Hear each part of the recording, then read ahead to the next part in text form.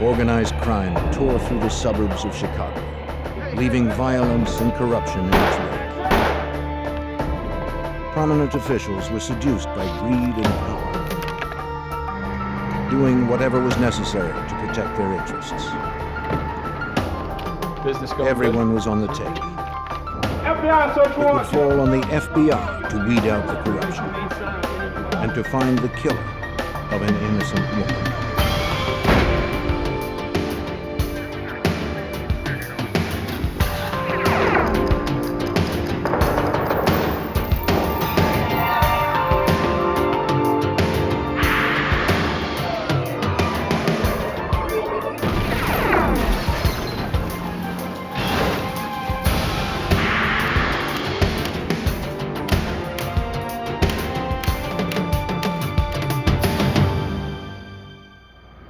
Willow Springs, Illinois seemed like any other quiet Midwestern community, but it was really one of the most corrupt places in the nation.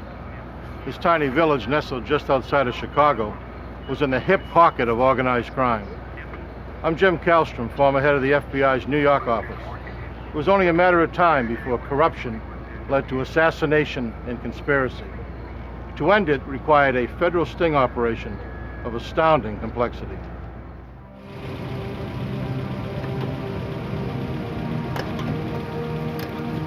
The bank of a sanitary canal in a remote industrial area became the site of a gruesome crime.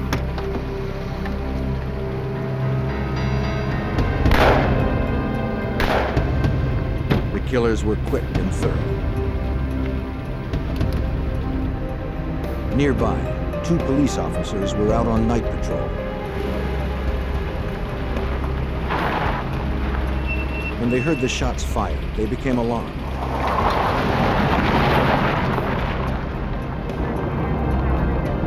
One of the officers drove towards the canal to investigate.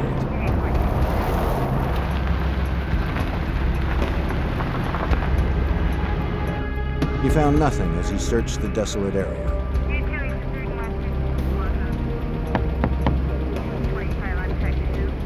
Hey, Chief. Also on the scene was Willow Springs, Illinois Police Chief Michael I Corbett. heard it earlier myself, and I've already checked the area, so He too saw nothing. I got it covered. See you later.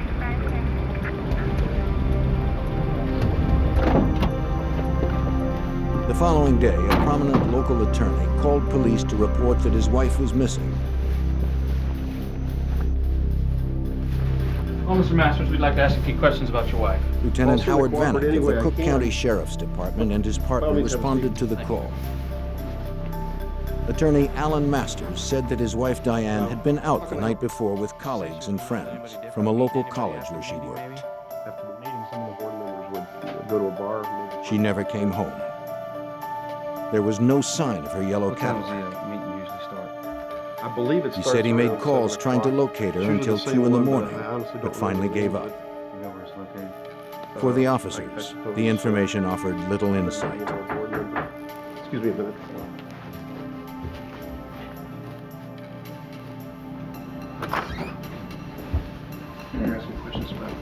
Lieutenant James Keating of the Cook County Sheriff's Department joined the officers. Yeah, by all means, you can sit down. Sir, we were just asking Mr. Masters questions about his wife's disappearance.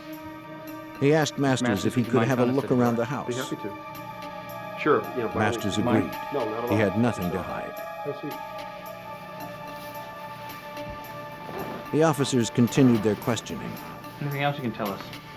As far as I Reluctantly, know, Masters she offered maybe some with her new lover, information. Some professor, somebody works for the college. He suspected that his wife Diane had been having an affair. I have no idea Maybe who the he two is. lovers No, had I run don't- off together. I don't know who he is or what he looks like. I just have my suspicions. Excuse me, guys. I think we need to wrap this up. Lieutenant Vanek wanted to investigate further and look around the house himself. Sir, I think we need to take another look around in here. Husbands are always suspects when their wives I look around. disappear. There's nothing Sir, here. we need to look around. It's time to Something's go. missing here, Let's sir. go now. But Lieutenant Keating intervened. He Sir, wouldn't procedure allow is it. 2 investigators always check out the scene. In his I think mind, it's everything time had to checked go. out. Now. Let's Sir. go now. Vanek was upset. He didn't know why Keating would undermine his investigation. Outside, Keating confronted Lieutenant Vanek, telling him to back off. There's no As far as he was concerned, Masters was not a suspect. But Vanek didn't buy it, and he let Keating know. Just as the two men were about to explode, Willow Springs Police Chief Michael Corbett arrived at the scene. Look, easy. Come on, guys. We're supposed to be on the same side. Come on, man. Keating would have the final word. Vanek, you're off the case. Forget it. You're off the case, man. You got that?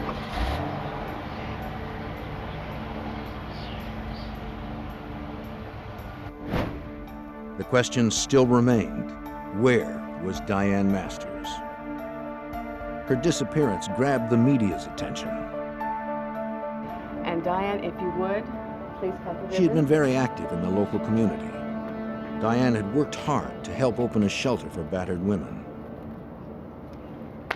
She was also involved in local politics and sat on the board of the Moraine Valley Community also, we'd like to College. present Diane with this plaque to show She her did how not much we appear to thank have any her for all enemies. the hard work and her dedication in opening this crisis center, something that is needed desperately in this community. But investigators began uncovering other details. It was reported by Diane's friends that her husband was controlling and abusive, and that Diane was planning to file for divorce. Assistant U.S. Attorney Tom Scorza followed the case.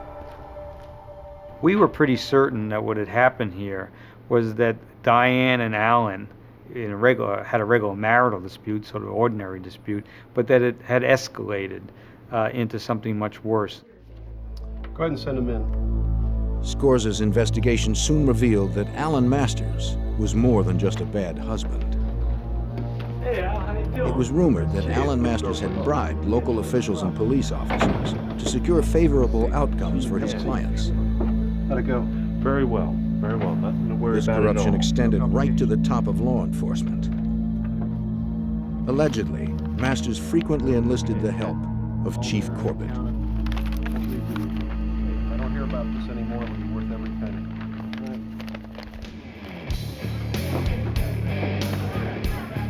It was also rumored that Masters and Chief Corbett were involved in safeguarding some of the Chicago mob's betting and prostitution rings, which were run out of show clubs throughout suburban Cook County. But investigators were focused only on Diane's disappearance. With no evidence and few leads, that investigation stalled.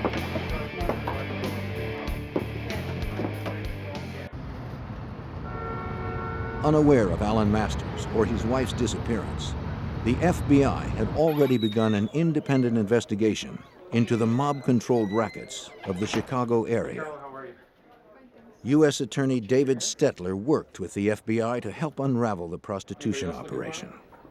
Okay, thanks. At that time, there were a number of topless, bottomless joints that one could go to, and many of them were undercover fronts for prostitution. So you could go in, you could watch the naked girls dancing on the stage, and for a price, you could retreat to the back, either to a booth or a back room, and engage in one form of sexual activity or another with the dancers. The club owners knew that their customers would spend more on drinks and prostitutes if they could use their credit cards. But the patrons were reluctant. They did not want bills arriving at their homes or businesses with charges incurred from nightclubs with seedy names. The club owners found credit card transaction companies that were willing to process the charges using false but respectable business names.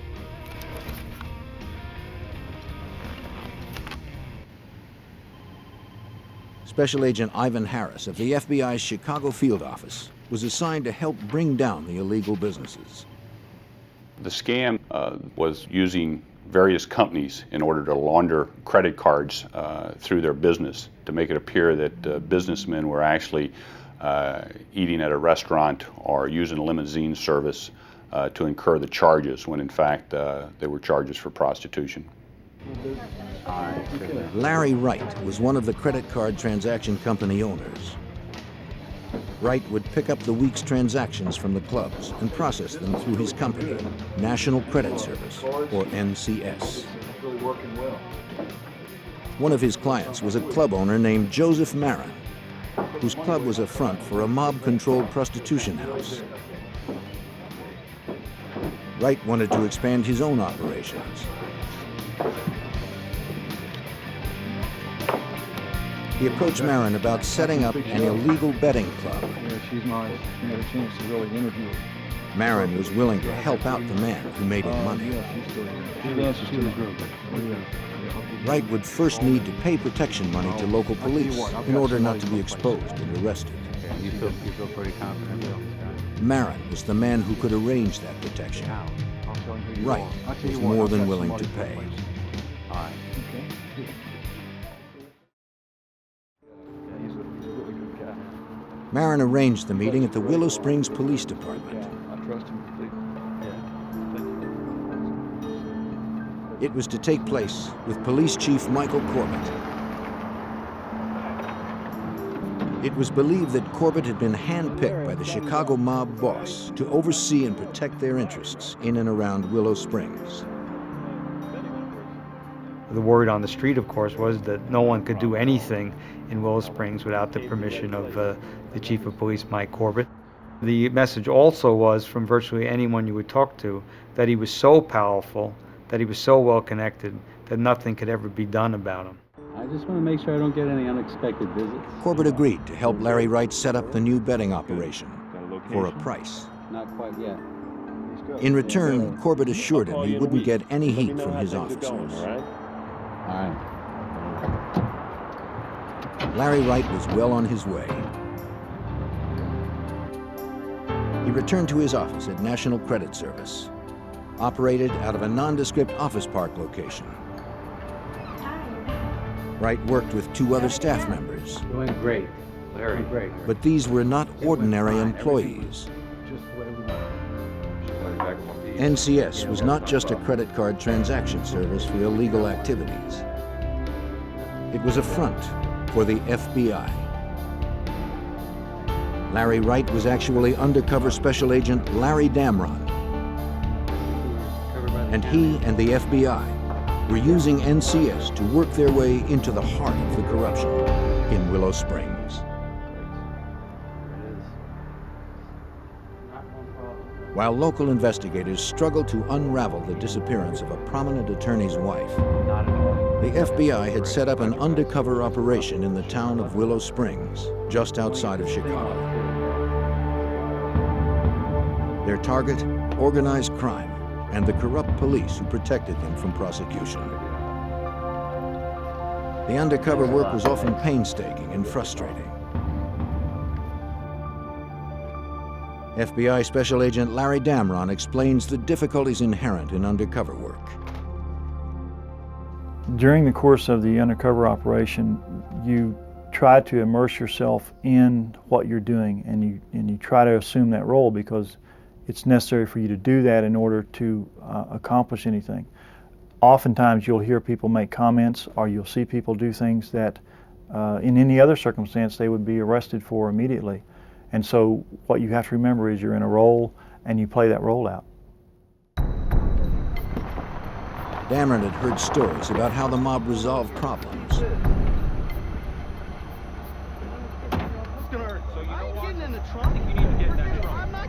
They were swift and violent, and their signature was unmistakable. 2 bullets in the head. There was no room for mistakes.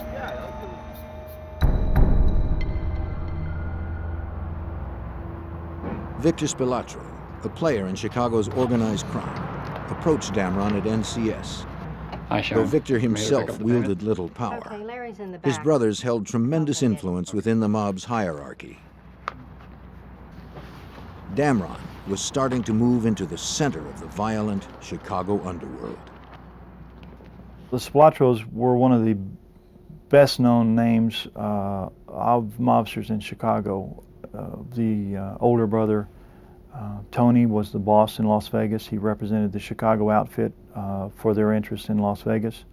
Had been a prominent figure and had been widely mentioned in the papers, having been involved in murders and extortions and things like that. Agent Damron quickly developed a reputation as an effective businessman in laundering money for mob operations. Well, we got everything back here that you need. All right, you come on back. Sure everything's all right? Spilatro knew of NCS's activities with the local nightclubs. They were under his control. Really appreciate what you're doing for us. Good, everything's going good with the business? Yes, it's going great. That's great. Good. He told Damron he would have to pay him a cut to stay in business. I'm glad you appreciate what we do for you. Okay, well that's really good. Damron had no objection. The level that we had there is we were paying protection to a fairly important aspect of the mob, the Spilatro family. And so that gave us a little bit of status, if you will. But we had absolutely no authority or anything like that in the mob. We were just workers, and our value was we made them money. Agent Damron traveled to a remote hotel where he met with FBI Special Agent Gordon Brooks, who oversaw the undercover operation. To ensure that Damron's real identity was not compromised, the two met infrequently to exchange information. Brooks vigilantly kept tabs on Damron. The investigation was as dangerous as it was complex. Not to worry about things. The agent cautiously moved forward. He wanted to continue expanding the FBI's undercover operations. He used every opportunity he could to sell the idea of opening more betting and prostitution houses throughout suburban Chicago. Even with a go-ahead from the Spilatros, Damron would still need permission and protection from the police. The future. He met with nightclub owner Joseph Marin to hash out the details of the new clubs and secure police protection. Larry, how you doing? But there was a problem. Look, I got some upsetting news. What's up? Their protector, Chief Corbett, had been removed by the Willow Springs City Council under suspicion of corruption. Marin knew another high-ranking law enforcement official who could provide the same protection as Corbett. Lieutenant James Keating, Cook County's Vice Squad Supervisor. Tell you what, he deals with me. U.S. Attorney Tom Scorza was not surprised by the development. Keating's reputation was well known. Okay, you feel pretty confident about this guy? Jim Keating was a lieutenant in the Cook County Sheriff's Police Department, but if anything, the rank understated his influence. He was a very well-connected officer in a very corrupt department. He had connections with people of higher rank who were also corrupt, and so he was a key figure. With Corbett out of the picture, the FBI shifted their focus to Keating. Damron met with him at a restaurant outside of Willow Springs. It allows me to really concentrate on my job. Keating said he'd have no problem helping Damron expand his operations.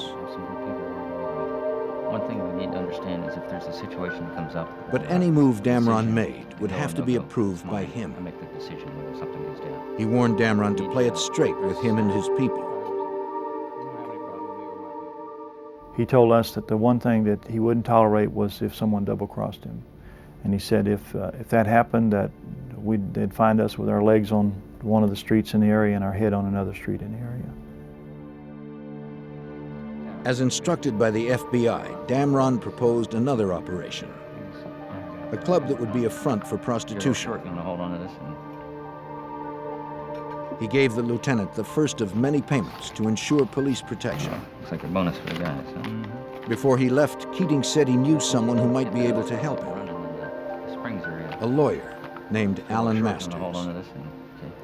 Though he had no direct dealings with Alan Masters, Damron had heard the name mentioned by Chief Corbett. Well, I knew that Masters was a well-known attorney on the south side of Chicago, that he had a tremendous reputation for being able to get things done, particularly in the local court system, and the scuttlebutt was that he wasn't reluctant to pay bribes or to deal with people however he needed to. Damron continued his meetings with his case supervisor, Special Agent Gordon Brooks. Damron needed to know everything he could about Alan Masters and his relationship with Keating and Corbett. Now, you're in with Corbett. He's dirty. The FBI and U.S. attorneys quickly established a hierarchy within this ring of corruption. Okay, you're making your way up to Keating? Right. I want you to... Corbett was the king in Willow Springs, but anytime he had to do something that involved the broader Cook County, he needed to get the permission of Keating. And Keating always had to check with the ultimate fixer, Alan Masters, to make sure everything could be handled at the court level. I can maybe get Masters interested. As the extent of Alan Masters' criminal activity became clearer, the FBI began looking closer at his possible role in his wife's disappearance. The two distinct cases were beginning to overlap, and Damron's objectives were broadening. Authorities call 3 counties still. He was a suspect in the disappearance of his wife. It was thought that if we could develop a relationship with him, there might be something there that would come to light and might be of some benefit to that investigation. Damron learned that Alan Masters allegedly made payoffs to several area judges in exchange for favorable decisions. Now, we need to have that hearing on the Sanderson case. It needs to go our way. Do we have an understanding on that, Judge? Agents speculated that Diane might have witnessed her husband's illegal activity and threatened to expose him. I think we can come to terms with that. Right this way, sir. Now trying to elicit information about Diane's disappearance, Damron continued his efforts to make inroads into the corruption around Willow Springs. He met with Keating several weeks later to follow up on his plan to open a show club. A good manager lined up. Oh, I've got Again, Keating mentioned that his friend Alan Masters could help. Can take care of that. He's a real fixer. Damron took the opportunity to bring up Alan's wife. Keating said little, but then added an unusual comment. The same plan we had with the other one. Probably heard him, seen him. We talked about Masters' wife turning up missing, and Keating said, well, she turned up missing like the day before the divorce was going to be filed. That was convenient, wasn't it? It was convenient. And chuckled about what a good circumstance that was. Damron was cautious not to probe too far, fearing that Keating might grow suspicious. You've known this fellow for a long time? Yeah. You've known him for a while. I've worked with him before. Sure, he can do. As the meeting ended, Keating handed over Alan Masters' phone number, saying the lawyer was expecting his You call. won't be implicated. I just need them each lined up. I'm going with the same. He proceeded to set up the meeting with Alan Masters. Hello? Mr. Masters, how are you? This is Larry Wright speaking. The attorney agreed to help push through all the necessary permits and legal documents, which meant bribing officials and securing protection. Yeah, we've been working pretty hard on it for a while now. Well, soon I think it'd be a pretty Masters good suggested location. they get together. Talking about, The meeting was set for the following week, Monday, December 13th. Okay, I'll look forward to meeting you then. I think we can maybe do some business. Okay, thanks. Bye.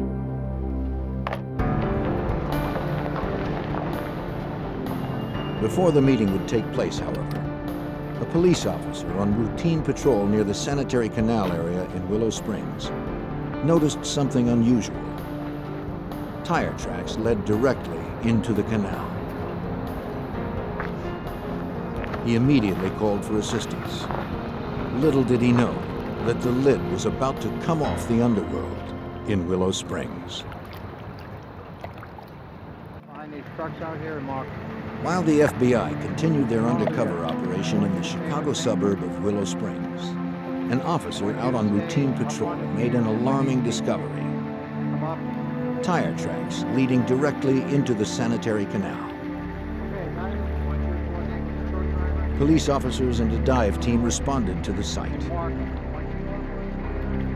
Overseeing the investigation was James Ross, an honest cop appointed by City Council to replace Michael Corbett as the police chief in Willow Springs. Though Corbett had been ousted from the department, his legacy of corruption remained.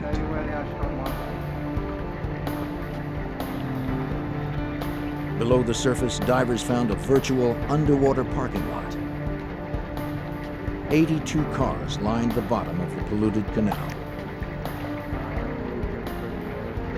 U.S. Attorney Tom Scorza believed he knew why the cars were there. And who could make a profit by allowing them to be dumped without a police investigation? Those are known as insurance give-ups, people who want to collect money on their car when the car is not worth very much anymore will find a way of losing the car and then reporting it stolen and collect the insurance. My belief was that Corbett had been the approver of all of the dumping of the cars in the Willow Springs Canal. By nighttime, a third car had been dredged up, a yellow Cadillac. The license plate on the vehicle, DGM-19, was well known in Willow Springs. It was the tag registered to Diane Masters. Lieutenant Keating of the Cook County Sheriff's Department arrived at the scene.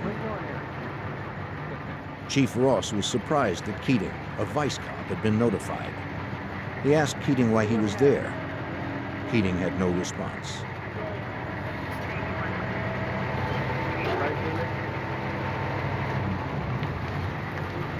Officers continued examining the Cadillac. When they pried open the trunk, they discovered a decomposed body.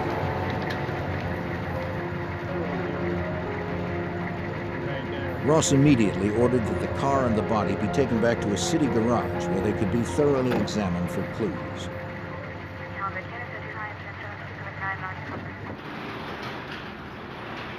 The decision not to use the police garage was well reasoned. Chief Ross knew this case potentially had far-reaching implications, and he couldn't trust his own officers. The fewer people nosing around, the better.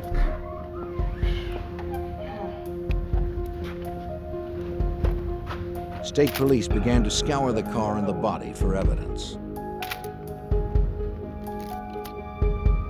They found .22 caliber shell casings in the trunk.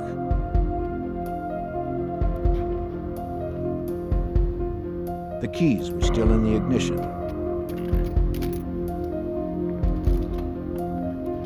Eerily, the watch on the deceased body and the dashboard clock had stopped at exactly the same time, 1:50.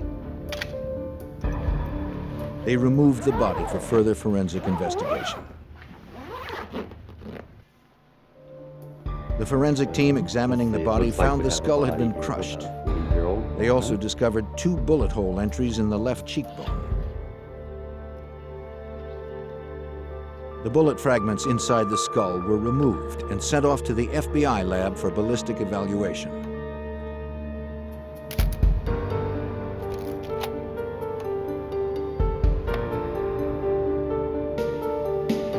Dental records confirmed what everyone believed. The body found in the trunk was Diane Masters. The 9-month investigation into Diane's disappearance was now a homicide investigation. Come on in. Chief Ross called in Cook County Detective John Reed to work the homicide. He was to team up with the FBI, who was now taking over the murder investigation. Detective Reed was not to trust even his closest friends in the department. He was told that through the FBI undercover operation run out of NCS, law enforcement officers were being investigated for corruption. And some had ties to Alan Masters, who was now a firm suspect in Diane's murder.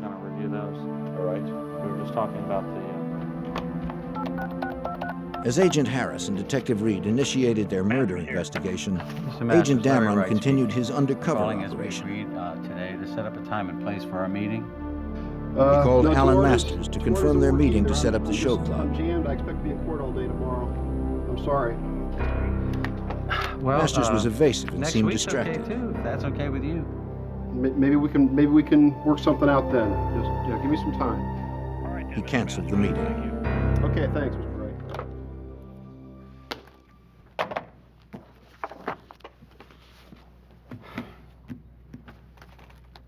Damron immediately called Keating. With the conversation being recorded by the FBI, he hoped Keating would explain why Masters was being evasive. No, I was wondering if you had any information on that. As I said, he's pretty busy. How about if you give me a call in 3 or 4 weeks? But Keating was cryptic. Maybe we can work something out then. He instructed Damron not to bother Masters. He had too many problems to deal with. Okay, bye. the new show club would have to wait.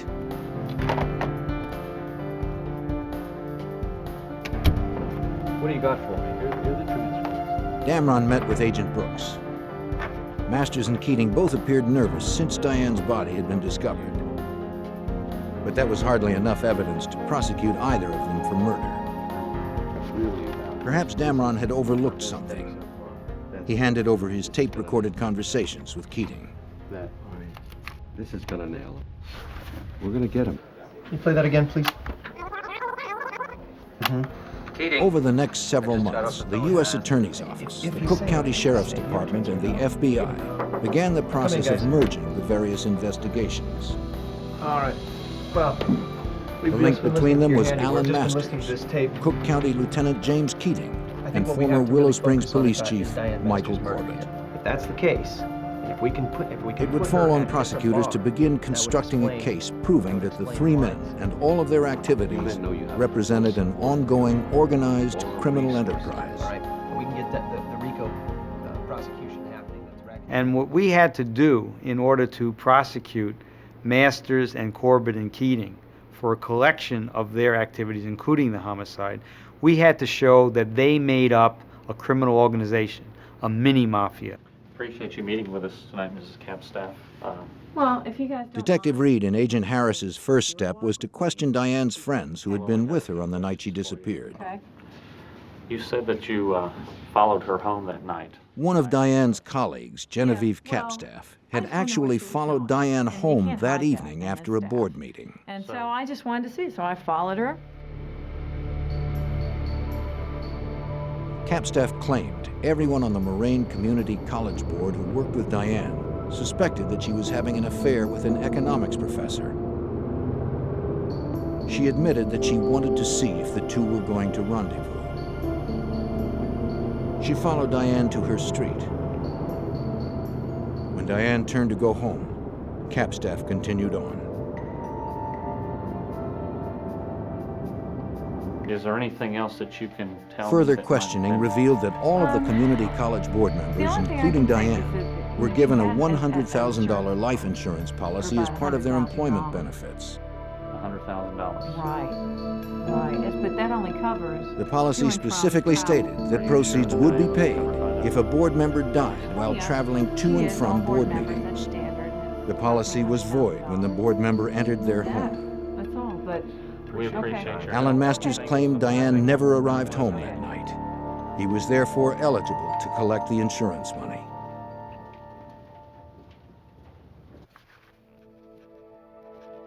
Several months before Diane's body was discovered in the trunk of her car, Masters filed a claim with the insurance company.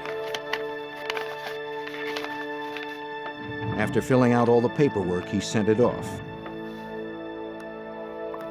Though Diane's fate at that time was unclear, Masters had a judge declare her legally dead.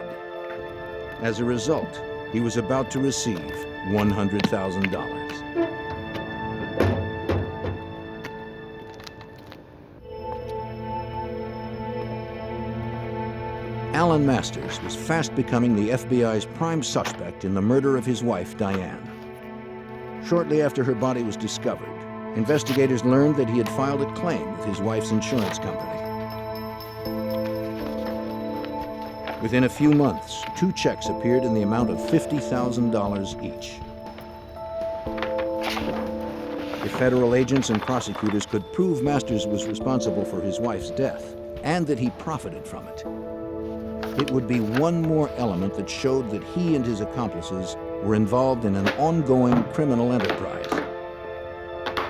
Homicide in a federal racketeering case carries much more jail time than a state charge. As the investigation began to take on a clearer focus, FBI agents working the undercover case received bad news. Listen, we're gonna have to move rather quickly on this. The Washington Post had gotten word of the operation. Listen, we're having a bit of a problem. We're almost at the point where we can really make some impact. Down the whole The Post gave the FBI 3 weeks to wrap it up before running the story. We have some have to be closed down. Is that right? Yeah, something like that. All 16. Agents had no choice but to quickly bring their undercover operations to a Details are in close. here, so please do me a favor. For U.S. Attorney David Stetler, the timing couldn't have been better. All right. The project had run its course, and the bulk of the information anybody was ever going to get had been retrieved, and to make the operation go on longer would have resulted in additional evidence, but it also would have resulted in the evidence that had been gathered becoming more and more stale.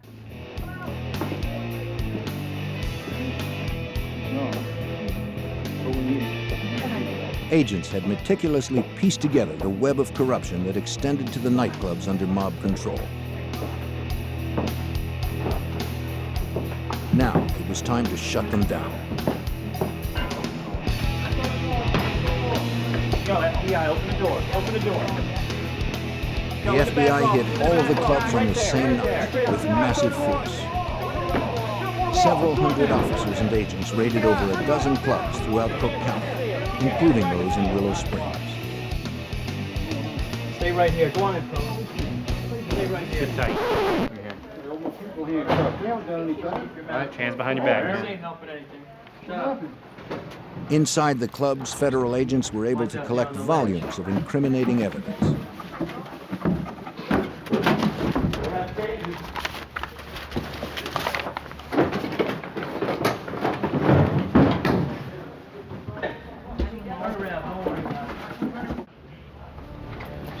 "55 people were indicted, including club owner Joseph Marin,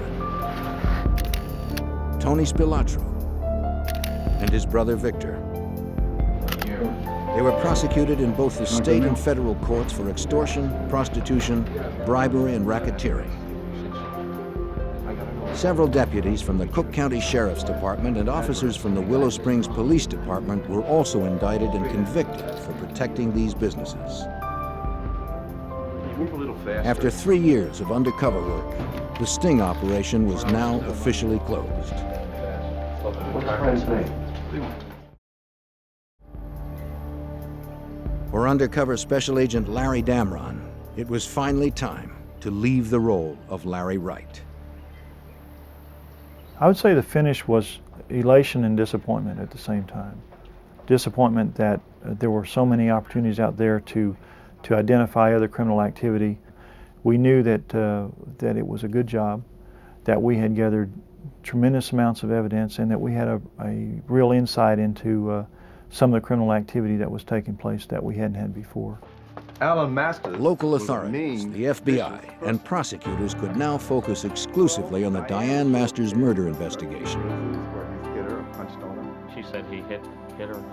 They continued questioning her friends and associates, including the man with whom she was allegedly having an affair.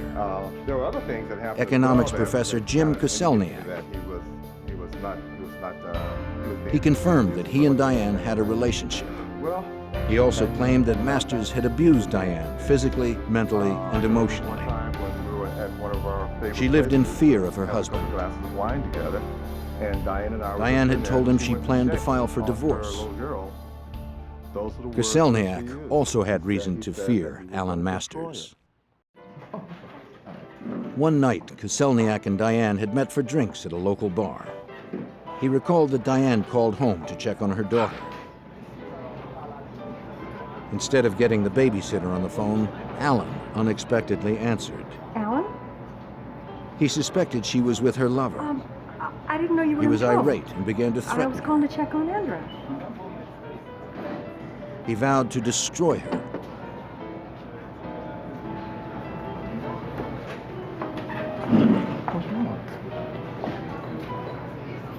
Koselniak said Diane returned from the phone call and was very upset. He went to the bar for more drinks. There, a man suddenly confronted him and began firing off a series of questions. Yes, I did. The man never identified himself. 10, 12 years. What's your name? He asked Koselniak's name and where he worked. Koselniak. Koselniak. Though the man said little else, Koselniak felt he had just received a threat. Stay away from Diane.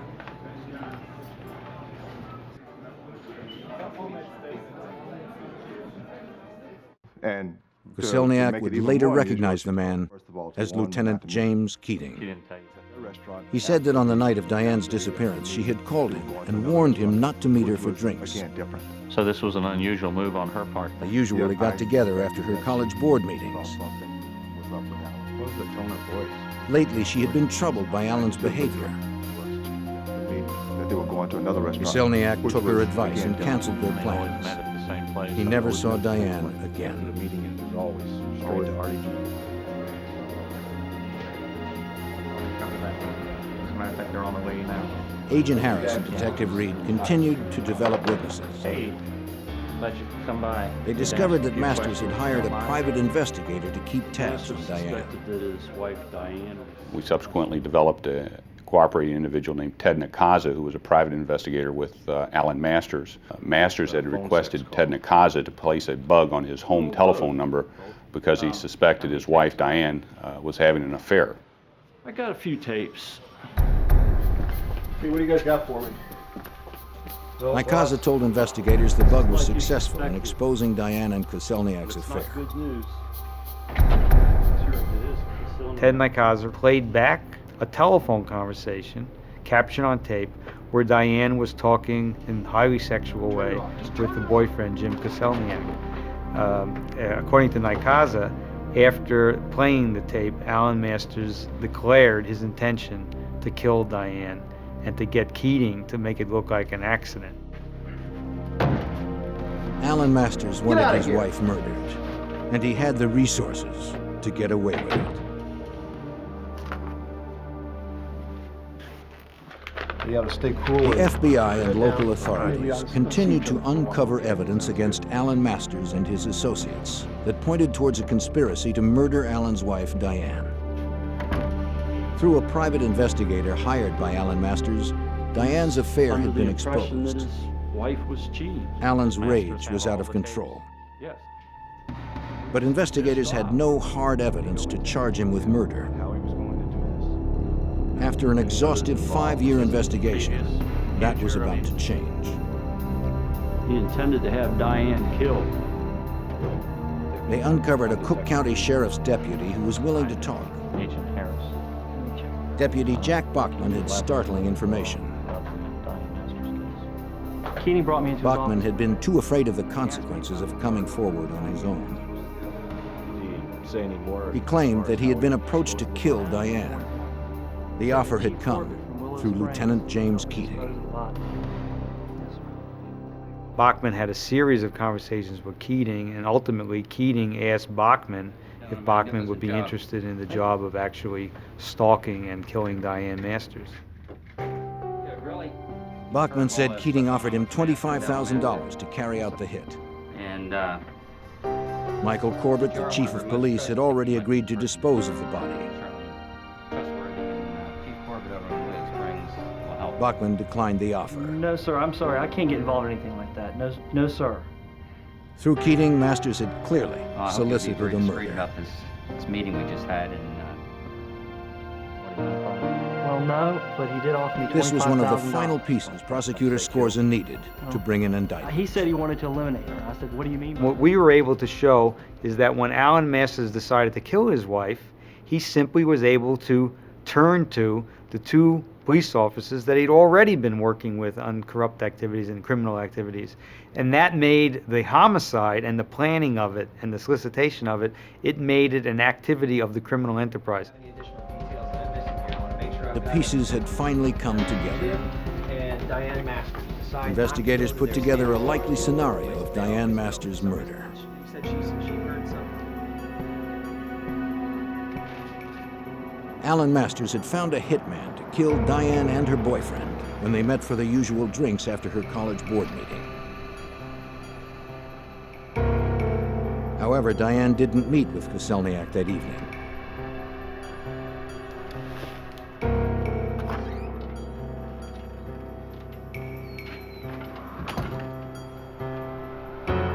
You're home late tonight. The meeting ran late. Furious, Masters took matters into his own hands. Alan Masters was at home babysitting their young daughter. He was setting up his alibi by making long-distance calls all night to prove that he was home. He never expected his wife to walk in the door. She did. She began the process of getting undressed, and he hit her with a blunt instrument, 2 blows to the head. Masters then called Chief Corbett, who came with an unknown accomplice to dispose of the body. They dumped Diane's body in the trunk of her Cadillac. Corbett then drove away with the accomplice following him. Masters remained at home with his daughter.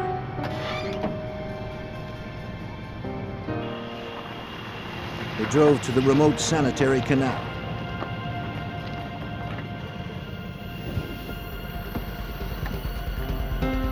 Diane's watch was reset to throw investigators off the trail should her body ever be found.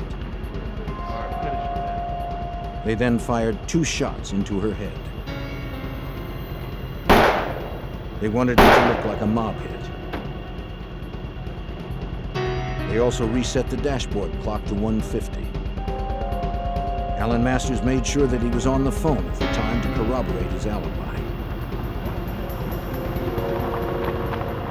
Corbett and the accomplice dumped the Cadillac into the canal.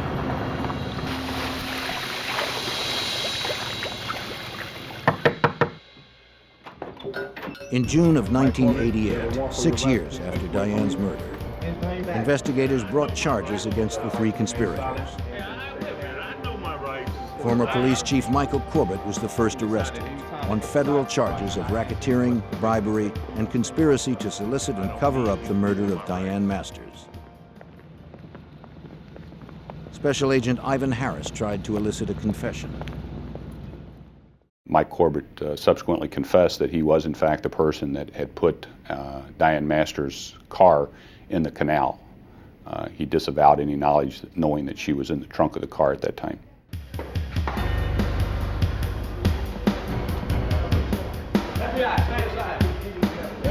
Cook County Lieutenant James Keating was arrested next on the same federal charges.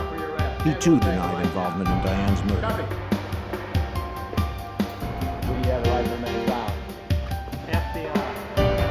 And finally, Alan Masters. In addition to racketeering and bribery, the indictment against Alan Masters charged that he planned, solicited, and aided and abetted the murder of his wife. If you wish one. Prosecutors would not have enough hard evidence to charge any of the conspirators with the actual murder of Diane. Prosecutor Tom Scorza was able to successfully tie all of their criminal activities together for the jury. Masters was convicted on all counts. Collecting the $100,000 insurance money after having his wife murdered also made him guilty of mail fraud. He received a total of 40 years, effectively to the end of his life. Former Chief Michael Corbett received 20 years. James Keating was convicted and sentenced to over 30 years. The Masters case was special in my experience because there was no one single piece of evidence proving guilt. What there were 1,000 little pieces that made a mosaic.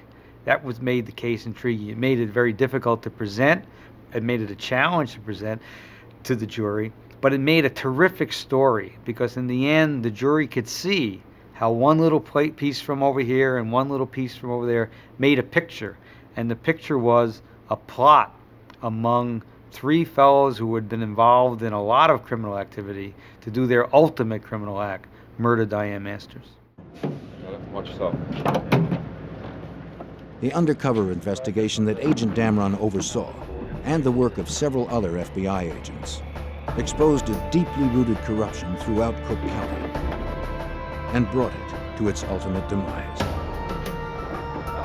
By weeding out these pockets of corruption, the people living in the suburbs of Chicago no longer have to live with the lawlessness that threatened to destroy their community.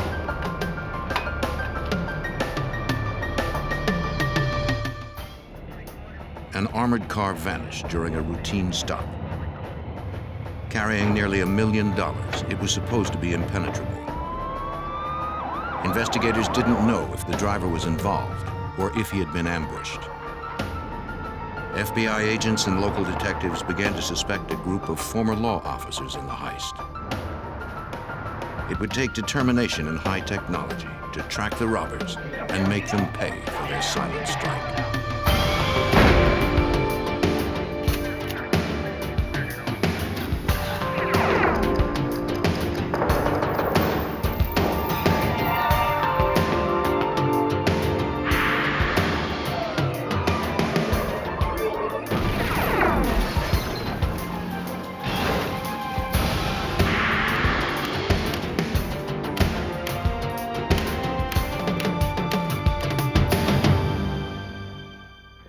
Money may not be the root of all evil, but for some men, $1 million is enough to justify murder. Even men sworn to uphold the law can sometimes be tempted. I'm Jim Kallstrom, former head of the FBI's New York office. When robbery turned to murder, the FBI would discover that a killer might be among them. The Arrowhead Mall, Glendale, Arizona. November 28, 1994. At 1:30 p.m., a van pulled up outside a department store at the mall. It was an unmarked, fully armored Wells Fargo vehicle. Several companies use these customized vans since they are less conspicuous targets for robbery.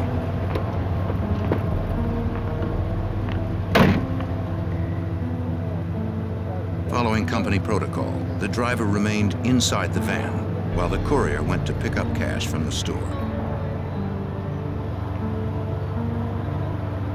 The van was bulletproof, and its doors could not be forced open from the outside. Inside the department store office, the courier exchanged empty bags for those filled with the weekend's receipts. It was the Monday after Thanksgiving. The cash pickup followed the busiest shopping weekend of the year.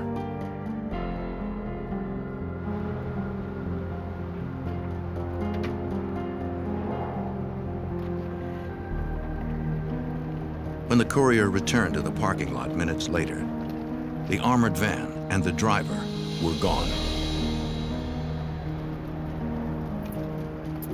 He notified police immediately. The 911 call came to the Glendale, Arizona Police Department.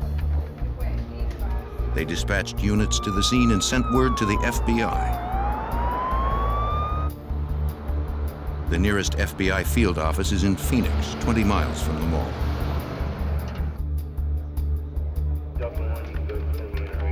Because the money in the van was federally insured, the FBI opened a case. Agents headed out to the scene. Glendale detectives arrived at the mall first. They began interviewing the courier. He said he had been gone only 4 minutes when he discovered the van and his partner, John McGosh, had disappeared. The courier estimated the amount of cash, checks, and coins in the van to be just over $1 million. Detectives interviewed others at the mall. None reported seeing or hearing anything unusual.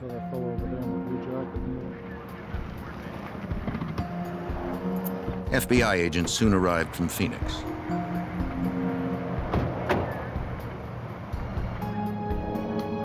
Evidence technicians had processed the area.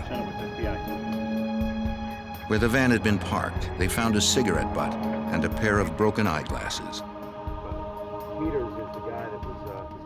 The courier confirmed that his partner was a smoker and said the glasses looked like those McGosh needed when he drove.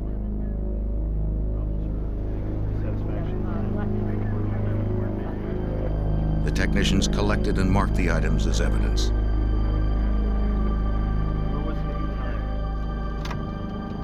David 44 to David Detective 41. Tom Clayton is a senior investigator for the Glendale Police Department. On the 211.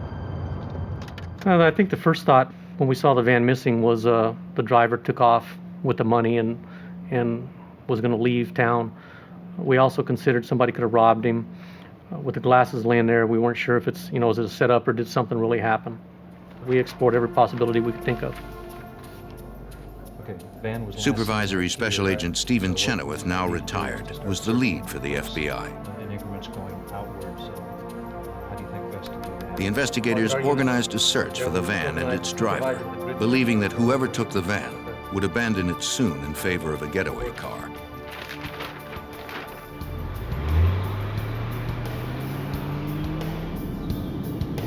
They dispatched some officers to begin a ground search around the mall.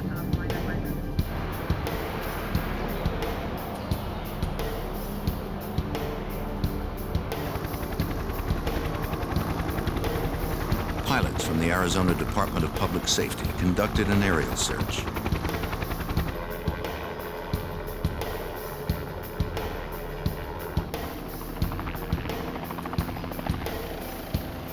The DPS officers began at the mall, then widened their search in concentric circles, looking for the van in the surrounding neighborhoods.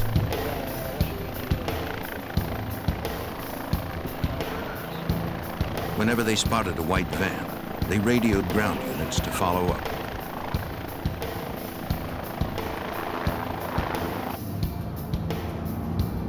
Special Agent Chenoweth and the others knew most armored car robberies are inside jobs or armed ambushes. Witnesses hadn't heard shooting.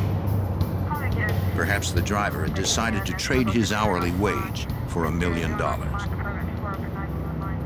Certainly, the van is supposed to be locked and the driver inside, and therefore inaccessible. The fact that the van is missing would lead us to initially at least think about the possibility of the guard driver being involved.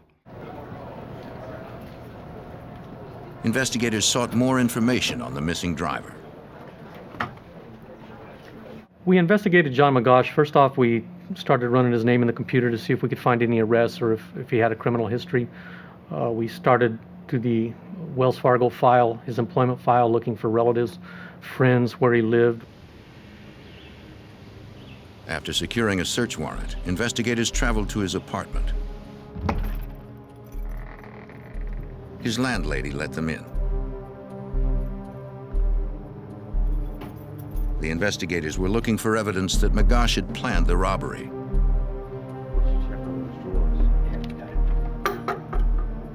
The apartment appeared undisturbed. Nothing indicated he had planned the robbery or that he was ready to leave town. Do you know who this is? Yes. That's Lisa Johnson. Detectives learned that McGosh had a daughter living nearby in Phoenix.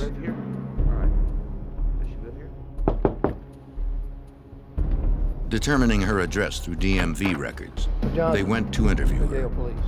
Detective Myers, Detective Clayton. Can I talk to you for just a moment? McGosh's daughter described her father as honest and stable. Who you might contact other than yourself? He took his job seriously. Police found others who said the same. McGosh had no criminal record.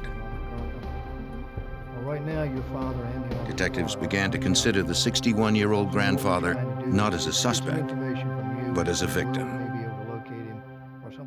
John McGosh had a good reputation. We talked to family, friends, relatives, co-workers. He was a person that did not have a lot of requirements in life. Money wasn't a big concern. Based on the background we did on him, we didn't believe he was going to be involved in the crime. With McGosh eliminated as a suspect, the investigators were back to square one. They needed the public's help.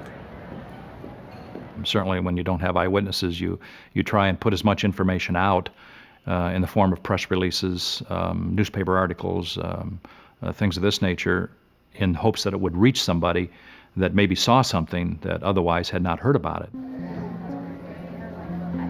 That afternoon, the FBI and Glendale police held a press conference. I wanted to give you an update on bank heist outside the mall earlier.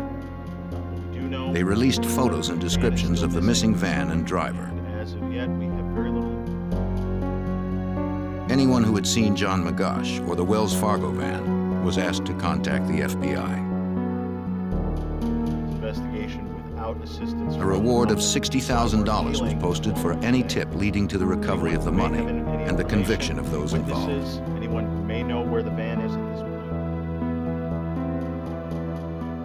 Hours later, a 911 call came in from a church in Sun City, Arizona, just outside Glendale.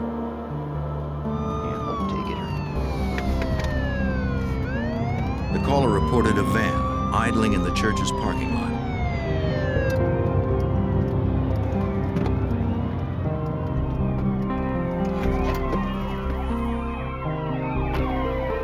Parishioners arriving for a Monday night bingo game noticed the van, which fit the description in the news reports.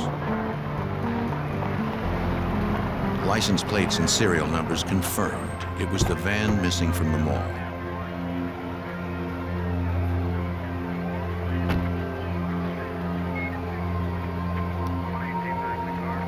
Investigators approached cautiously, not knowing who or what was inside.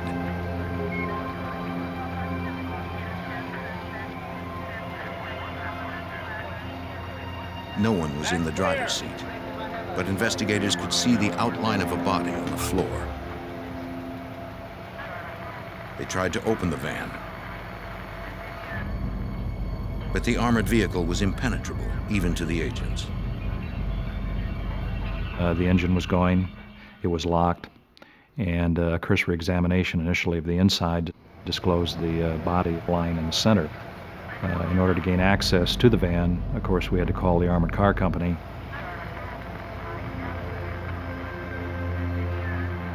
No one at the church had seen who left the van or what vehicle they used to get away. Notice anybody else around? Checking the body through the window, police could see blood on the chest near a Wells Fargo badge. There was no sign of breathing.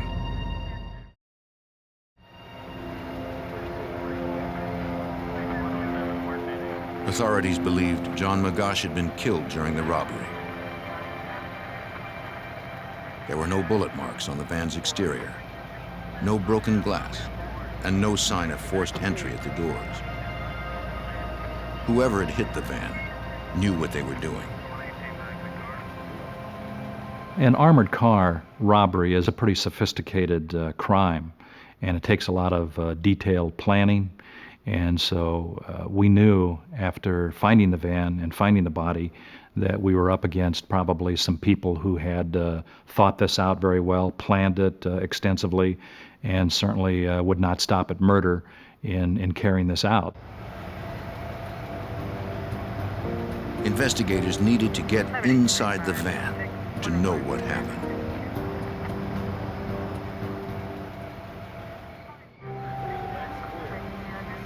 On November 28, 1994, the FBI and Glendale, Arizona police investigated an armored van hijacked from a mall and abandoned in a church parking lot in nearby Sun City.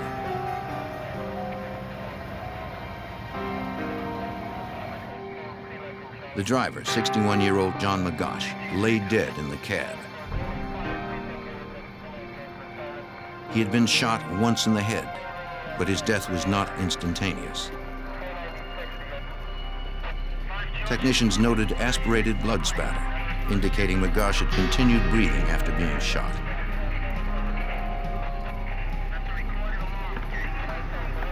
Technicians lifted many latent prints from money cabinets in the van's interior. These would be compared to known prints of employees.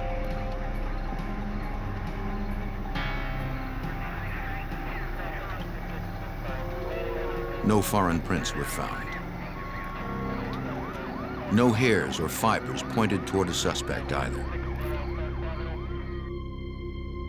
Inside the van, investigators found $132,000 in coins.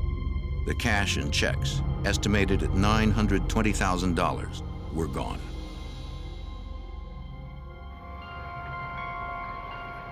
The details of the crime suggested that there had been several violent criminals, according to Special Agent Stephen Chenoweth. After looking at the van, we knew that we were probably dealing with certainly more than one person, because this would be very difficult for one person to accomplish. So we knew we were looking probably at least two or more. and very vicious and violent people who certainly would not stop at anything in order to obtain their goals, which was the money located inside the van. To Glendale Detective Tom Clayton, the placement of the van outside Glendale city limits spoke to the criminals' understanding of police procedure.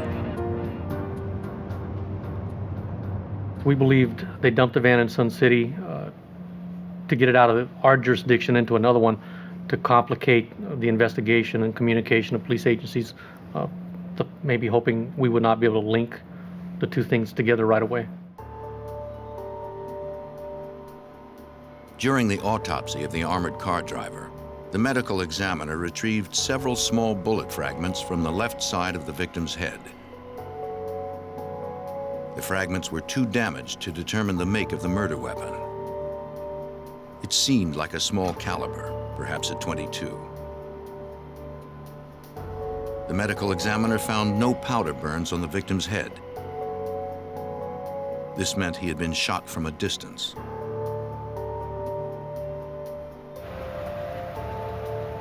Magash's partner said the driver often smoked a cigarette while waiting in the van. Though it was against company policy, he usually opened his door to let the smoke out. Investigators believed the killers knew this and shot him when he opened the door. Because of his experience tracking down elusive criminals, now retired FBI Special Agent Ron Myers was transferred from the Fugitive Task Force to work the case. From the beginning, he knew they were not hunting amateurs. One of the things they did that made us think that they were professionals was the manner in which they did the robbery. They picked an isolated part of the shopping center where not many people parked, where there wouldn't be many witnesses. They drove through the type of neighborhoods where there weren't many people out during the day, and they picked an empty parking lot of a church that had no one at it during the day. Go right in here, sir. Investigators received dozens of calls to their tip line. One witness came forward, claiming to have some information that might be helpful. He said he had seen a white van quickly leaving the mall at the time in question. A red pickup truck followed not far behind, but he wasn't sure if the two vehicles were together. Investigators were frustrated that no one saw the actual ambush at the mall. We couldn't find any eyewitnesses.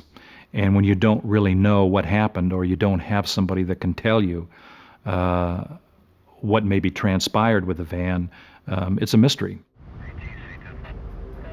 With no other solid leads, investigators canvassed the neighborhoods between the mall and the church. Perhaps someone there had witnessed something. Edward Morgan, a resident of Sun City, recalled that he had seen the van.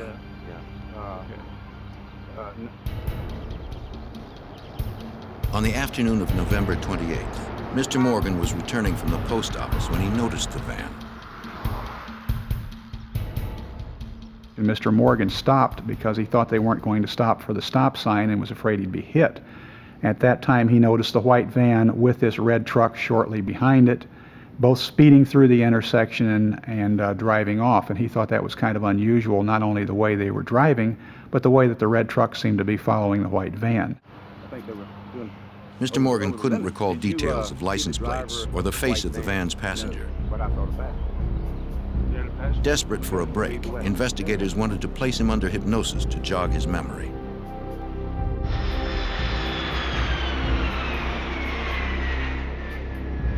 Morgan agreed to travel to Texas with the investigators.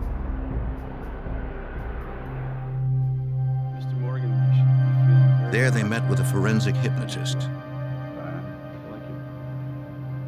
Perhaps under hypnosis, the witness could remember more details about the incident. Statements made under hypnosis cannot be used in court, but some police agencies find it to be a helpful investigative tool. Under hypnosis, Morgan returned to the events of November 28th. He recalled the white van and the man in the passenger seat. Investigators now believe there were at least 3 people involved in the heist, 2 in the van and 1 in the red truck. When asked about the truck's license plate, Morgan was able to remember a portion. 237. Very good. It wasn't much, but it gave investigators a start. We had to go to the Department of Motor Vehicles to run all combinations of those license numbers, and that produced several hundred possible vehicles because Arizona does not have color on their motor vehicle registration. So we knew we were looking for a particular type of truck, but from looking at the motor vehicle registrations, we didn't know what color they were on the registration, which meant we had to do interviews of everybody on the list.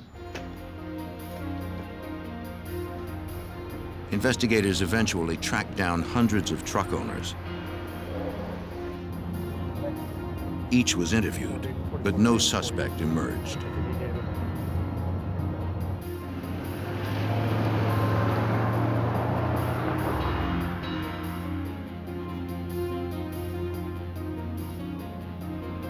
With his refreshed memory of the van's passenger, Morgan worked with a police sketch artist. There was no guarantee that the details recalled through hypnosis were accurate, but authorities were ready to try almost anything. The FBI released the drawing to the media. For nearly a month now, police and FBI have continued looking for suspects in the global armored... The FBI and Glendale, Arizona police believed 3 men were involved in the robbery homicide. Yet, as the end of 1994 approached, they still didn't have suspects.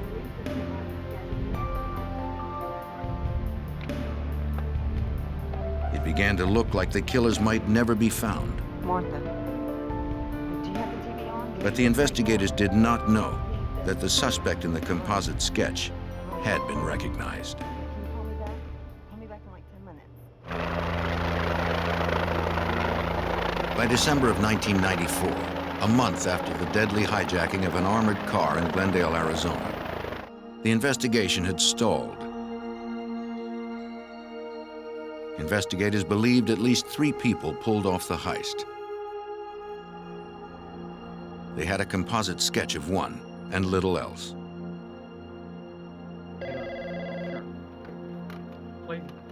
Then, on December 31st, the investigators received a call. A Mesa, Arizona detective had been told that a local woman had information about the crime. Okay, thanks. A background check showed that the woman had a suspended license. This would make it easy to bring her in for questioning without arousing suspicions. The FBI asked local law enforcement to pick her up on the suspended license charge.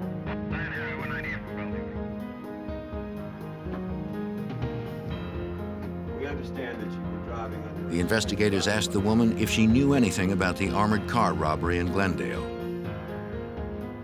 She claimed that she didn't have any real information, but she knew someone who did. We talked on the phone just a few days ago. Could you write it down? She told investigators that her friend, Judy Espinoza, had talked to her after the news reports of the robbery. Looks just like him. Espinoza suspected that her boyfriend might have been involved. Are you watching it? Right. Right. They're saying he might be connected with the armored car. The woman told the investigators where Espinoza worked. The investigators spoke with Espinoza. Good afternoon, Miss Espinoza. They asked her about the robbery, reminding her that interfering with a federal investigation was itself a crime. She agreed to answer their questions. She explained that her boyfriend, James Greenham, who went by the nickname Yoda, had asked her what she would do if he held up an armored car and suddenly had a lot of money. She told FBI Special Agent Ron Myers that Greenham sometimes worked as a bounty hunter and was usually broke.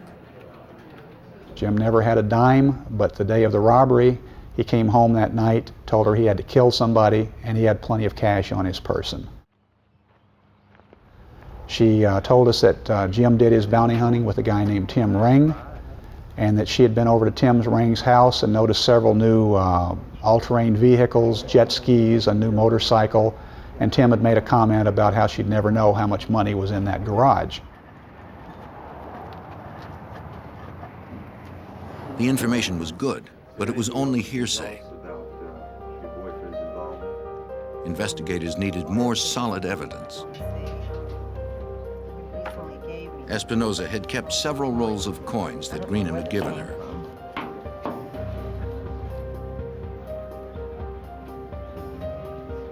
The wrappers were consistent with those used by merchants on the armored van's route. More than a month after the crime, the investigators finally had names. They looked into the two suspects' backgrounds. FBI Special Agent Stephen Chenoweth was familiar with the name of one of the men. Tim Ring had been used as an informant in other FBI cases.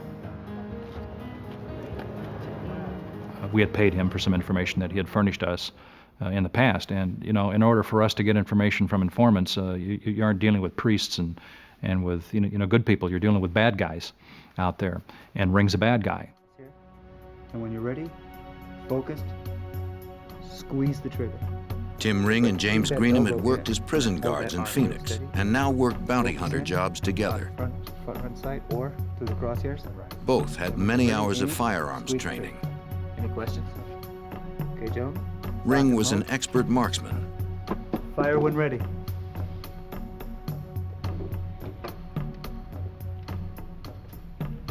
Pursuing bounty hunters would be dangerous. The fact that these suspects had law enforcement training in their background made the case pretty difficult. For one, they would be schooled in surveillance techniques. If they were looking for somebody following them, they'd know what to look for. They'd know what to expect anybody following them to do. So we had to be very cautious when we were following them around. The FBI and Glendale police began 24-hour ground and air surveillance. They had to be covert. You know, if they're looking for air surveillance, they're looking up, you know. Well, we're way over here because we can't see anything if we're right up here, you know? So we're way over here, way over here. The agents wanted to see how the pair earned money and how much they spent. At the time that we were following Mr. Greenham and Mr. Ring around, neither one was gainfully employed that we could tell. They had no income coming in from any legitimate sources, yet we observed them spending a lot of money. Ring overhauled his truck and Greenham got a new apartment. How you doing? Both bought motorcycles. Agents tracked their purchases. It seemed the suspects did not exceed a certain level in order to avoid the attention of the Internal Revenue Service. Okay. And they always seemed to be careful whenever they spent their money to stay under the $10,000 limit, knowing that if they spent more than that in cash, the expenditure would be reported by the businesses to the IRS.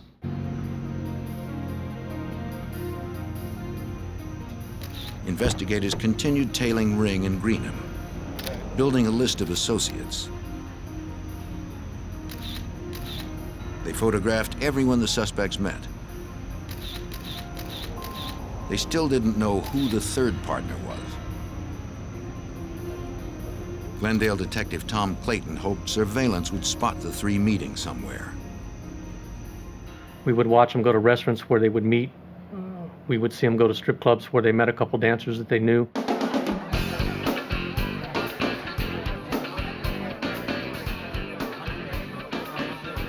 Everywhere they went, the suspects spent a lot of cash, unaware that investigators were watching. Circumstantial evidence linked them to the robbery and homicide. But the FBI and Glendale police still didn't know exactly what had happened and who else was involved.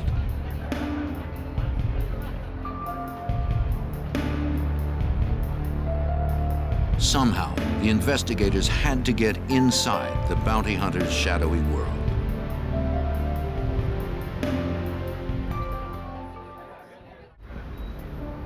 As the FBI and Glendale, Arizona police continued to investigate a deadly armored car heist, they got a tip from an associate of their two main suspects. Bounty hunter Michael Sanders said that he had cased armored cars with two other men. He believed those men did the Glendale hit without him. Angry at being cut out of the deal, he decided to talk.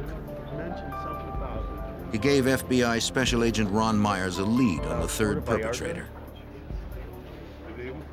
Sanders came forward to tell us that he thought that Tim Ring and Jim Greenham were involved in this armored car robbery, and that an ex-Phoenix police officer named Fergie, who worked for a camera shop in the Paradise Valley Mall, might be the third man.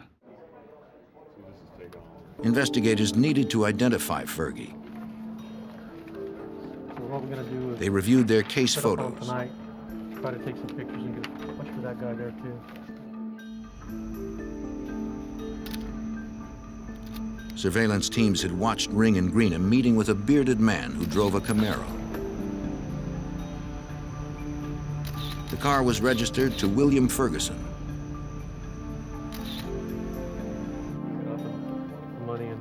Since Sanders said Fergie was an ex-cop, Glendale detective Tom Clayton checked the personnel records of the Phoenix Police Department. As we investigated William Ferguson's background, we found he retired at 20 years from the Phoenix Police Department, and his retirement was precipitated by some disciplinary problems. Investigators began surveillance on Ferguson. They saw that the ex-cop met often with the other suspects and was also spending a lot of cash. Agents believed they had identified the three men responsible for the robbery and murder.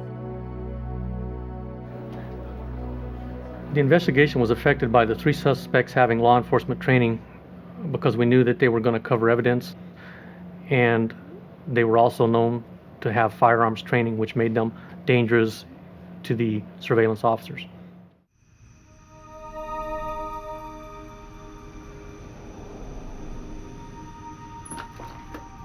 Detectives and agents needed evidence linking the men to the crime.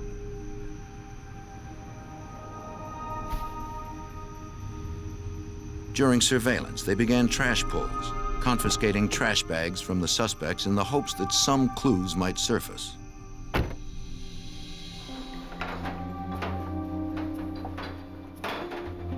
FBI technicians examined the trash.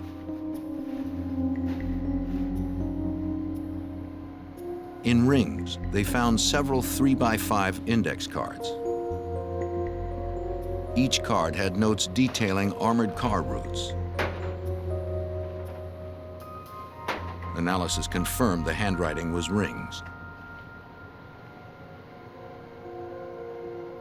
But investigators needed more. They wanted tapes of the suspects discussing the crime. All three men had keys to James Greenham's apartment. FBI Special Agent Stephen Chenoweth believed they used the apartment as headquarters.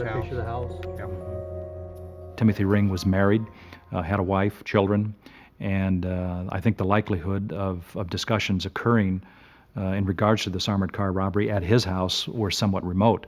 But we felt that they were occurring at Greenham's residence, so that was the impetus for which we decided to go ahead and proceed and place a listening device inside the apartment of Greenham. Special Agent Myers was part of the team that entered the apartment to place the bug. When we opened the door to go in, an alarm went off immediately, at which point we shut the door and exited the area. We had to come back at a later time with an expert in alarms, and when we went in the door that time, we learned that it was just a real simple motion detector sitting on top of the refrigerator, and all we had to do was just flip the off switch. It wasn't anything sophisticated at all.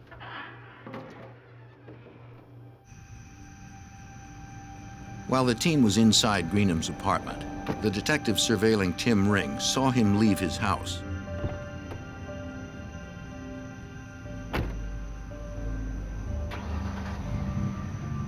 Ring owned a red truck like the one reportedly seen following the van.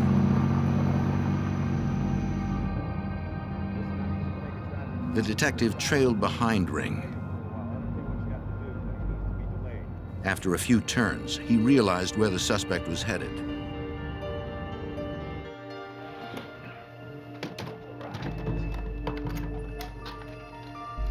Agents were still in the apartment.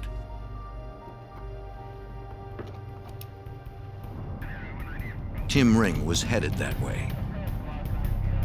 Ring often went to Greenham's place, even when Greenham was out. If he went to the apartment, he would interrupt the planting of the bug. His license is under suspension. Then run his place. The team inside needed more time. I'll pull him over and hold him until you get her. The detective called in a uniformed officer to stop Ring for speeding. Anything to delay the suspect.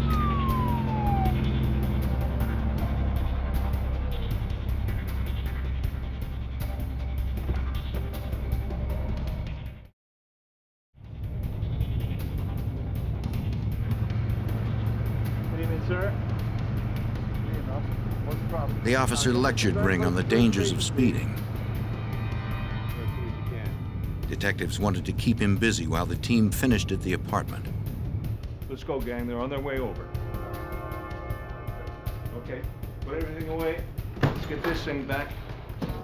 They made it out just before Ring arrived.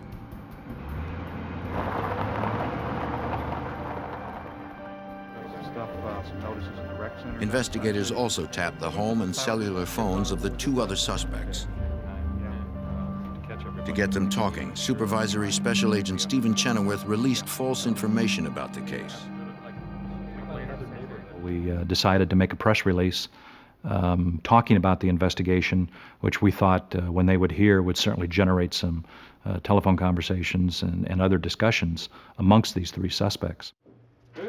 And it did have its desired effect in that they did talk about the information that we released and how accurate they thought it was and whether or not we were on the right trail and whether or not they thought we were getting close to them.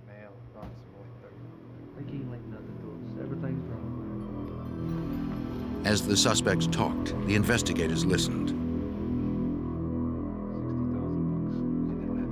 We didn't get an actual confession where they said, I did the armored car robbery. What we got were several conversations among themselves about different aspects of the case.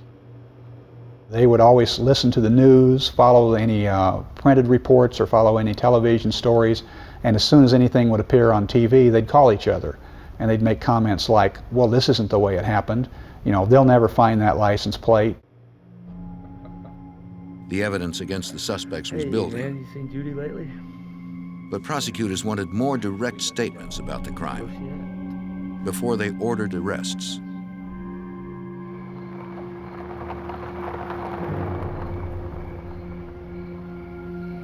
Investigators provoked the suspects one more time.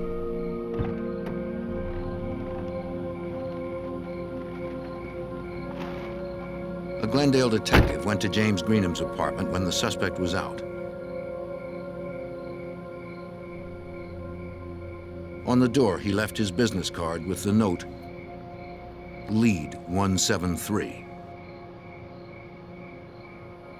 Investigators watched Greenham's response to the card. He knew what the note meant.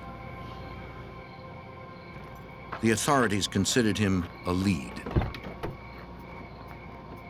Greenham became distraught. He sped away from his apartment, calling Tim Ring on his cell phone.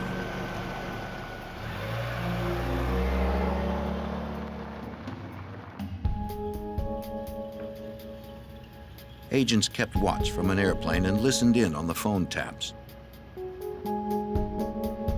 Yeah, Tim, man, listen. Greenham drove out into the desert before stopping. Business card in my door.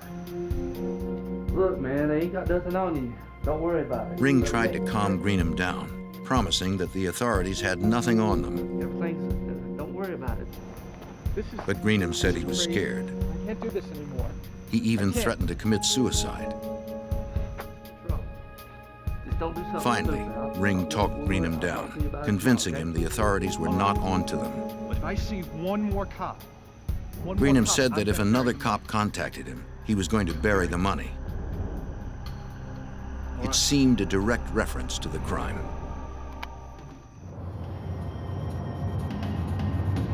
The investigators felt they finally had enough evidence. Greenway and 6th Avenue. Continuing search northbound. They sent units to arrest Greenham and Ferguson. Jim Greenham was arrested by one team. William Ferguson was arrested by another and attempted to resist arrest but was quickly subdued. Tim Ring was lured down to the FBI office on the premise of looking at some photographs because Ring had previously offered to help the FBI try to find who these people were, which we believe was an effort on his part to try and find out what we knew.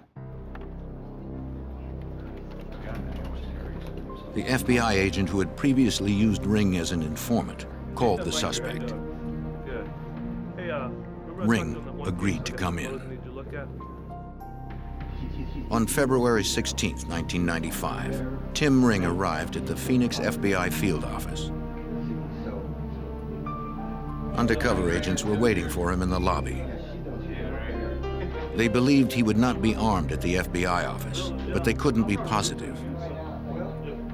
To ensure their safety, they needed to surprise him. We had two big burly defensive tactics instructors, one of which was a guy with 25 years of martial arts expertise who came up and whopped him in the head and knocked him down like a sack of potatoes before he knew what he was doing. All three suspects were off the streets. Now investigators needed physical evidence to make sure the prosecutions were successful.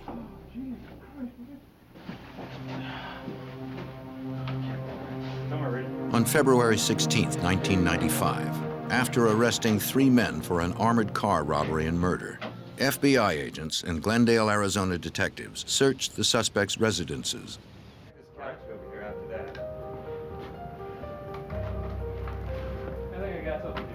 At the house of Tim Ring, suspected leader of the 3, they found important evidence. Investigators recovered a note marked with the initials F, Y, and T.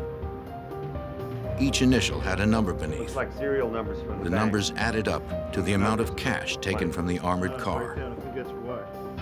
Agents believed F stood for Fergie, Y for Greenham's nickname Yoda, and T for Tim. It was the worksheet the 3 used to divide the money.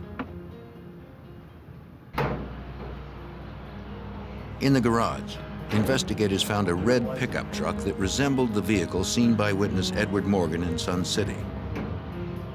The license plate number, however, did not match the ones Morgan recalled under forensic hypnosis. Ring kept several weapons and plenty of ammunition at his house.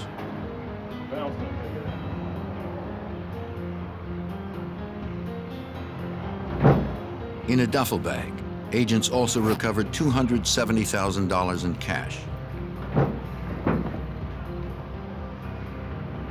Another $64,000 was found at Ferguson's house. We need to count all of it. Nearly $600,000 in cash had been stolen. Noting the money spent by the suspects, investigators found that about $100,000 was unaccounted for. The case against the 3 suspects seemed solid. FBI Special Agent Ron Myers hoped the evidence might get one of them to roll. We finally got first-hand information about this crime when Jim Greenham decided to cooperate. Jim Greenham was the only one of the 3 of them that showed any remorse about what they had done, about how they had killed this driver. Jim decided to cooperate. He told us what happened. He told us all the parts that these individuals played in the robbery. Greenham met with the investigators and explained that the planning started in the fall of 1994. Ferguson and I just watched when Tim Ring had the idea to hit an armored car. I wasn't crazy about the fact that he was going to kill him. What were you planning on So they began to case Wells Fargo vehicles.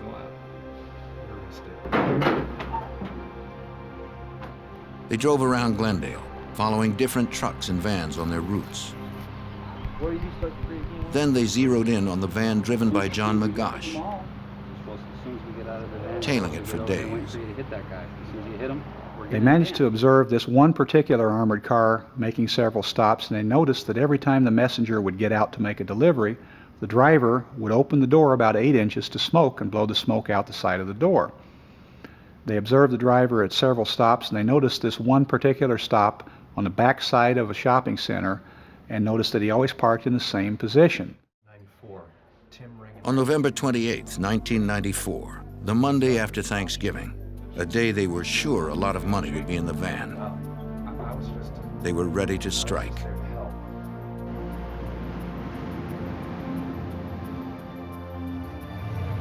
James Greenham and William Ferguson waited unnoticed by the store.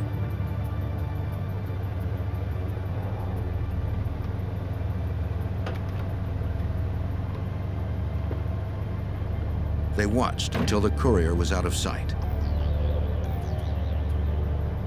As if on schedule, McGosh opened the door to smoke. Tim Ring was parked 50 feet away, a stolen license plate on his truck. The expert marksman had a silencer on his .22 caliber rifle, so no one would hear the shot. He aimed through the opening and fired once. The force must have knocked McGosh's glasses to the ground. With the driver down, the van was unprotected. No one noticed the vehicle speed away.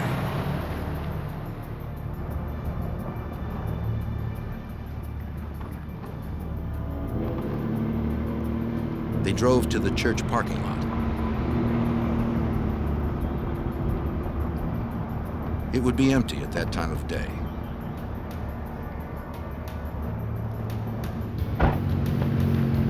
They transferred the money and checks to the pickup. They knew authorities would be searching for the van.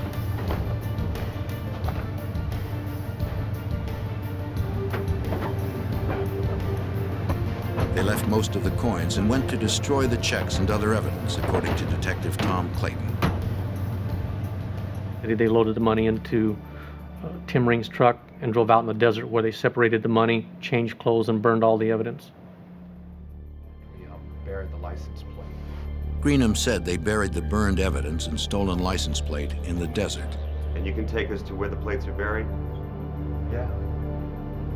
Special Agent Stephen Chenoweth wondered if it was the plate witnessed by Edward Morgan. We went out there and actually found the location and then dug it up and found that the 3 numbers actually on the plate did in fact match those that were given to us by Mr. Morgan. So he was actually right on his information. James Greenham pled guilty to second-degree murder and armed robbery and is serving 27.5 years. William Ferguson pled guilty to armed robbery and accessory after the fact and is doing 17 years.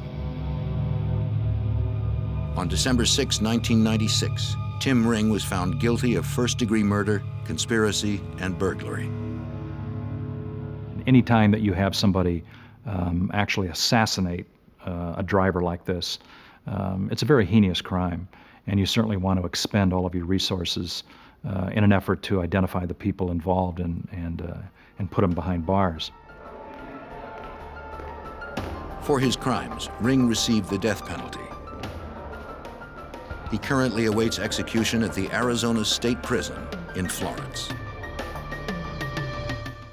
Just do it. Just do it. All right, hands up! Hands up! Take that money up. Come on. A series of crimes in a small farming community left people reeling in shock and fear. As the hunt for the suspects expanded, they turned to the FBI for help.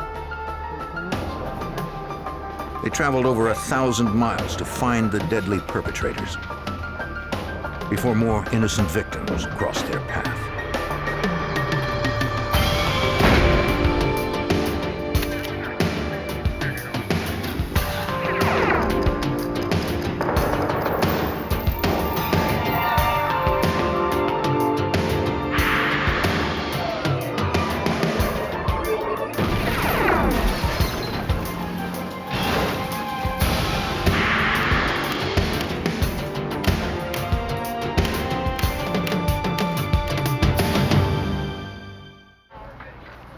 In June of 1997, a crime wave swept Iowa like a tornado.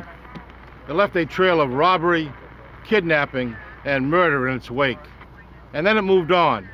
No one knew where. I'm Jim Kallstrom, former head of the FBI's New York office. The FBI committed its resources to tracking down the suspects. By the time they were identified, they already had a 12-hour lead. The pursuit would take the FBI across 6 states in their efforts to catch the killers.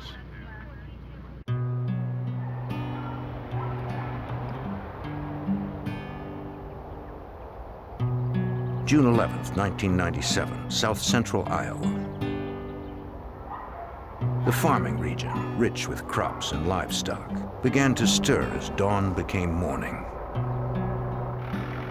Most farmhands had arrived hours earlier to begin their chores. But one who never missed a shift without calling had failed to show that day. Her boss, a nearby farmer, became worried when he called and got no answer. Since she lived alone, he went to check on her.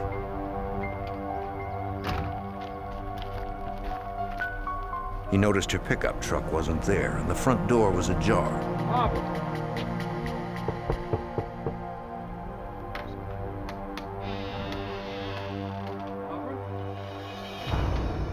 Inside, he found the lifeless body of his farmhand, Barbara Garber. Barbara.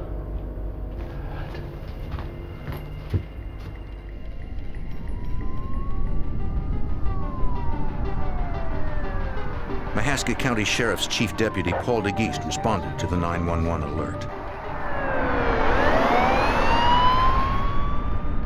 In 20 years of law enforcement, I've been involved with about 5 or 6 homicides. So it's not something that happens a whole lot in Oskaloosa, Iowa, or Mahaska County. When we went into the living room, we observed Barb Garber's body. She was sitting upright, fully clothed in a chair. She was leaning over to the left side, and there was blood coming from her head. The sheriff called specialists from the Iowa Division of Criminal Investigation to process the scene. The middle-aged woman had been shot 4 times at close range while she sat in the chair. Technicians recovered .22 caliber shell casings close to the victim. At her feet, they found her half-eaten breakfast. The absence of defensive wounds on the body indicated the farmhand had put up no struggle, according to Iowa Special Agent Michael Barrier. The house did not appear to have any forced entry. It looked like someone had just entered the house, either been let in or had gotten in without having to break in. The residence had a lived-in look but was not ransacked, and there was nothing obviously taken from the residence other than her vehicle was missing from the driveway. Green pickup truck. The farmer described the victim's vehicle as a late-model dark green pickup truck. And that was her personal truck? Detectives issued a be on the lookout for the missing truck to all law enforcement in the area. Vehicle, a station wagon. As you were coming down this road? Yeah, coming along this road here. Investigators spoke to her closest neighbor, who lived a quarter mile down the road. She had noticed something earlier that day when she was on her way to work in the pre-dawn hours. All the way down there. She saw an unfamiliar blue hatchback or station wagon backing out of Mrs. Garber's driveway. But she didn't see who was inside, and she didn't get the license plate. This vehicle was described as a older, not in very good shape, station wagon type vehicle, blue in color. The vehicle was not a vehicle that had been seen at the Garber residence before and was not really associated with the Garber residence, and so we felt that it may be and probably was a suspect vehicle. As police were talking to the neighbor, an alert came across the police radio. What you got? Okay, I'll be en route. A bank 5 miles away in the hamlet of Gibson had just been robbed. Deputies from 2 counties responded.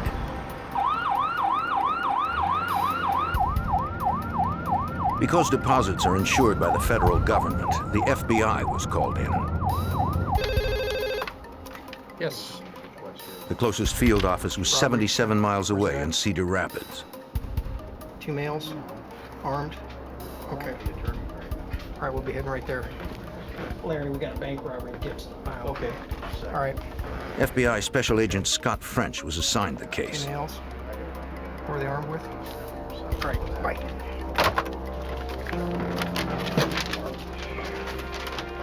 The small savings bank in Gibson had just opened for business for the first time that day to the town's population of 70. Down south here. Right there. It has one paved road to the community of Gibson. The rest of the area is surrounded by farmland with a few gravel roads leading away from the community. It would take Agent French over an hour to get there.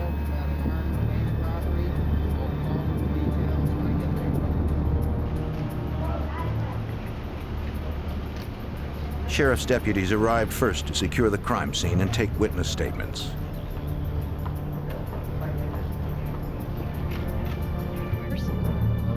Bank employees told investigators that the robbery had occurred at about 10 a.m.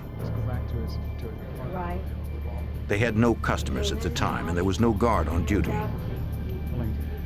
Only a teller and the manager were inside when the robbery took place. All right, get your hands up! Hands Two up! armed robbers wearing dark ski masks, gloves, and brown coveralls burst into the bank. One held a shotgun while the other carried a handgun. Pick that money up, come on. The robbers scooped stacks of cash and banknotes into plastic trash bags. Come on, hurry up! Let's go! No, up against the wall, now! Go! They had gotten away with $65,000 in cash. Moving!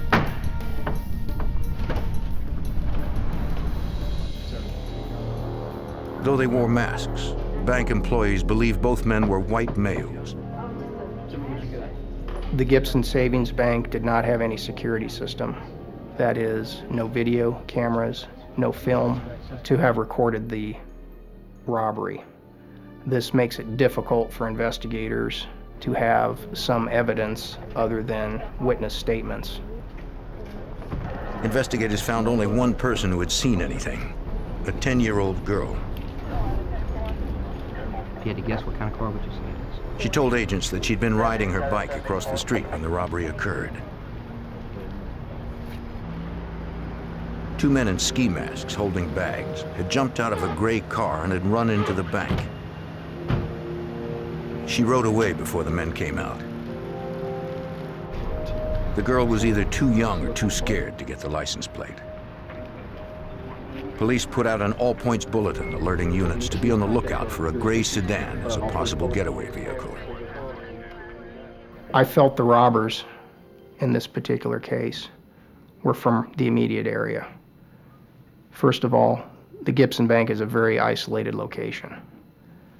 Second of all, both individuals were wearing coveralls, which are somewhat indigenous to the working people in these communities. Car 32, car 32. Uniform 2. I'm in the vicinity. 10-4, I got it. The deputy on his way to the robbery scene headed for likely routes the bandits would have used to escape. Central, I'm going to check this out. We have a car matching the description. 2.5 miles from the bank, he noticed a gray sedan, apparently abandoned in the middle of a farm field. No one was in sight.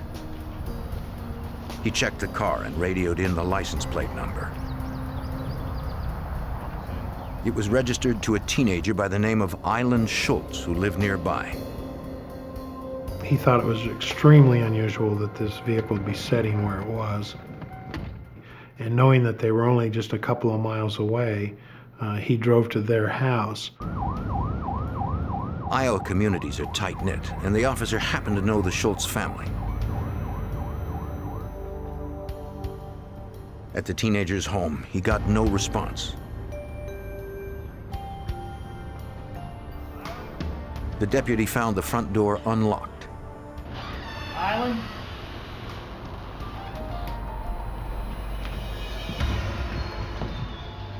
Inside, he discovered 18-year-old Island Schultz lying on the floor, shot to death. He radioed for assistance. Mahaska County Chief Deputy Paul DeGeest felt strongly that this second homicide was likely related to both the first murder and the bank heist. We're relatively sure in our own minds that these were all connected. They were in a 5-mile radius of each other. And again, that's just not something you see a lot of in rural Iowa, where you would have 2 bodies and a bank robbery all within a matter of 2 hours. The recent high school graduate had been shot twice in the head from close range. An audio cassette and 2 .22 caliber shell casings, the same caliber found at the first murder scene, were recovered close to her body. Like the earlier homicide, investigators found no indication of forced entry and no defensive wounds on the young girl.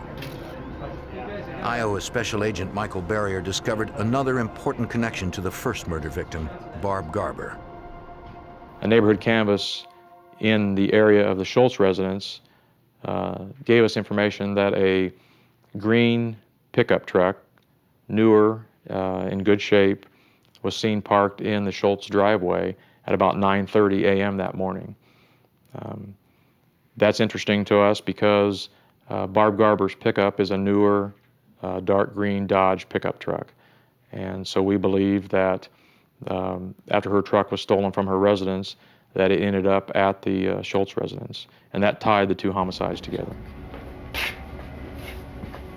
Both bodies were sent to the county medical examiner for autopsy. Analysis of the bullets confirmed what investigators had suspected. Each victim had been killed with the same weapon, a .22 caliber semi-automatic pistol. The FBI and local investigators assembled a command center in the Mahaska County Sheriff's Office. They set up a hotline and contacted the media with a description of the farmhand's late-model dark green pickup truck. We occupied a large debriefing room, which acted as a command post. We began to collate leads that were coming in from all parts of the community. There was also significant media attention at this point, which increased the volume of phone calls that were coming in. Deputies chased down dozens of leads. One was from a teenager who had seen a green truck that fit the description of the farmhand's pickup. He was in the town of Oskaloosa in the late morning when he noticed the truck drive past with 2 men inside. The witness didn't see their faces and he didn't get the license plate.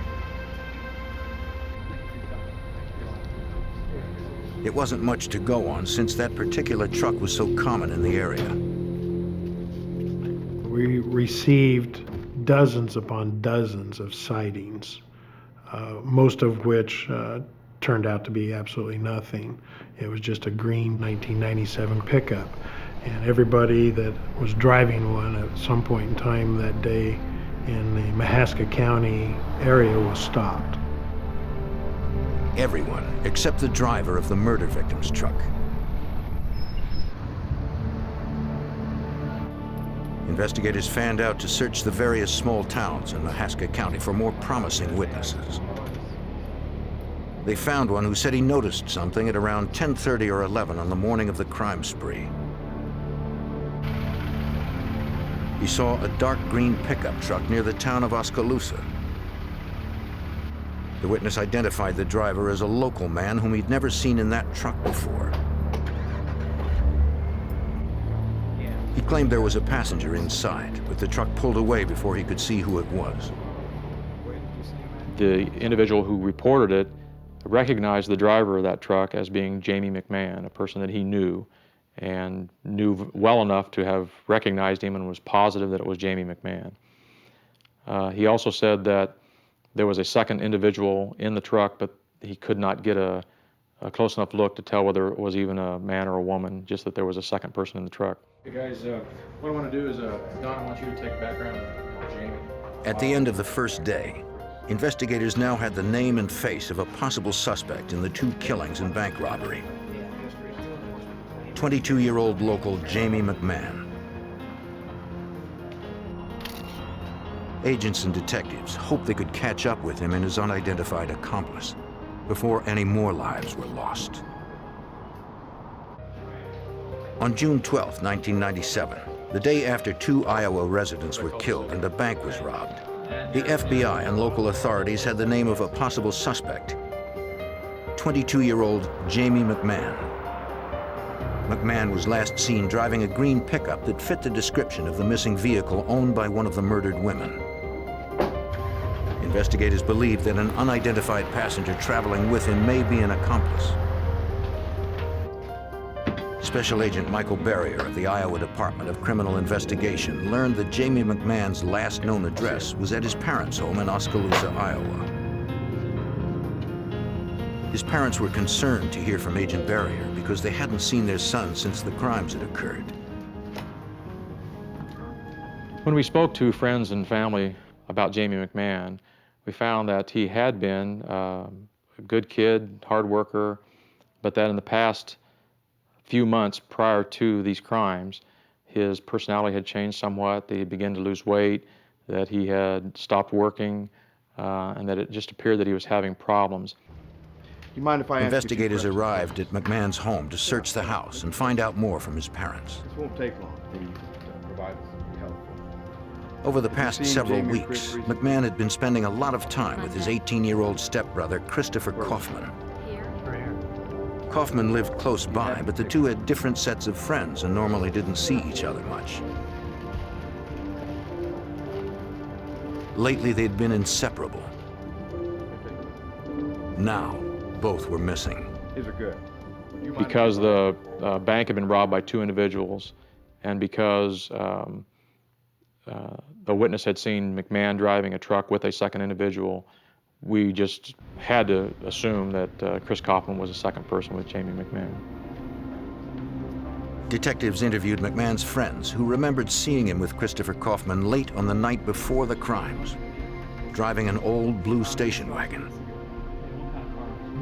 One friend had lent McMahon the car for the past few months, since the suspect couldn't afford one, according to Mahaska County Sheriff's Chief Deputy Paul DeGeest. This vehicle was a blue station wagon, which would appear to be a hatchback type vehicle if you just drove past the back of it. This would also tie in with the vehicle that the neighbors seen in Barb Garber's driveway earlier that morning. Investigators searched the car, but found no evidence that physically connected McMahon or Kaufman to Barbara Garber's murder. Any unusual behavior? McMahon's friends mentioned that he had always wanted a dark green pickup like the victims, but the sticker price was out of his range. Jamie had an infatuation with this particular type of vehicle. Earlier that year, he had one on order that fit the same as what Barb Garber's was and did not have the money to pay for it, so he canceled the order. His friends added that the day before the murder, McMahon had stopped by with Kaufman to borrow something else.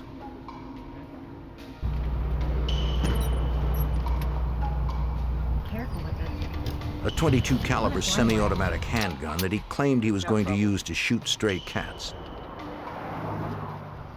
The same type of gun was used in both murders. Card. Investigators asked his friends to call immediately if the suspect contacted them for any reason.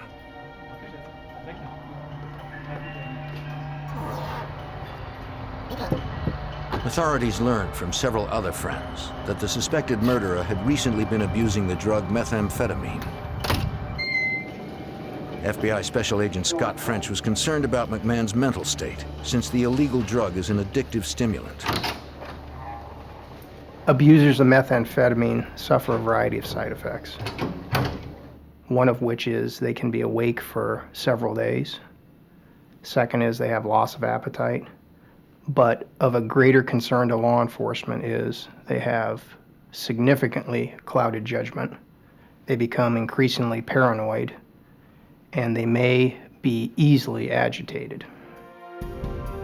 a widespread manhunt was launched for the stepbrothers in the dark green pickup truck that was still missing.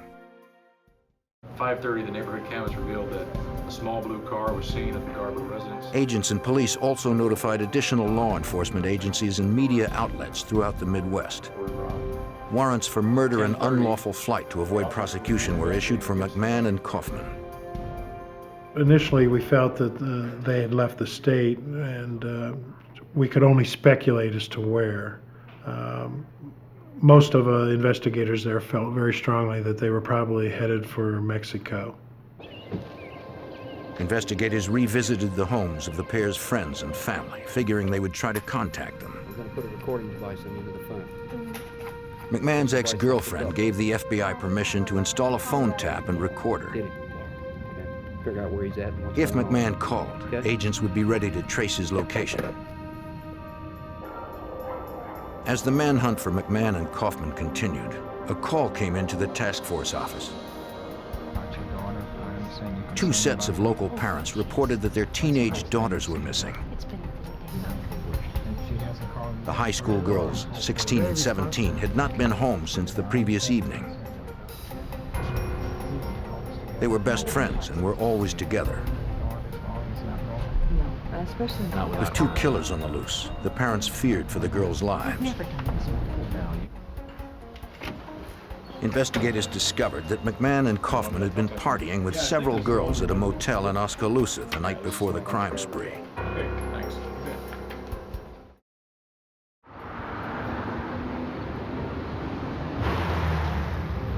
At the motel, a clerk told investigators the girls had stayed overnight and were still in the room on the morning of the crimes. Yeah, those are the girls. Those are the girls, yeah. Those are the ones. The employee saw McMahon and Kaufman with a green truck later on that same day. She said the two girls left with the stepbrothers. Yeah. Investigators issued another nationwide bulletin that the fugitives McMahon and Kaufman were last seen in Iowa traveling with two teenage girls. We were concerned for the safety of the girls. I believed at the time that if Jamie McMahon was willing to kill someone he knew, that the girls may be in danger. Investigators responded to a promising tip that came into the hotline. McMahon and Kaufman had been spotted at a trailer several miles away from their family home. Investigators had no way of knowing if they were still armed, high on methamphetamine, or if the teenage girls were still with them. Not wanting to take any chances and not knowing their mental state, we had the FBI SWAT team come in. Basically, we surrounded the cabin and came in from several different directions. Heavily armed agents hoped for the best, but were prepared for the worst. Officers yelled for McMahon and Kaufman to come out. There was no reply. The police team stormed in, ready to use deadly force. In June of 1997, the FBI and Iowa investigators stormed a trailer in a remote field on the second day of a nationwide manhunt for 22-year-old Jamie McMahon and his 18-year-old stepbrother, Chris Kaufman. The pair were suspected in 2 murders and robbing $65,000 from a bank. 2 missing teenage girls were believed to be with them.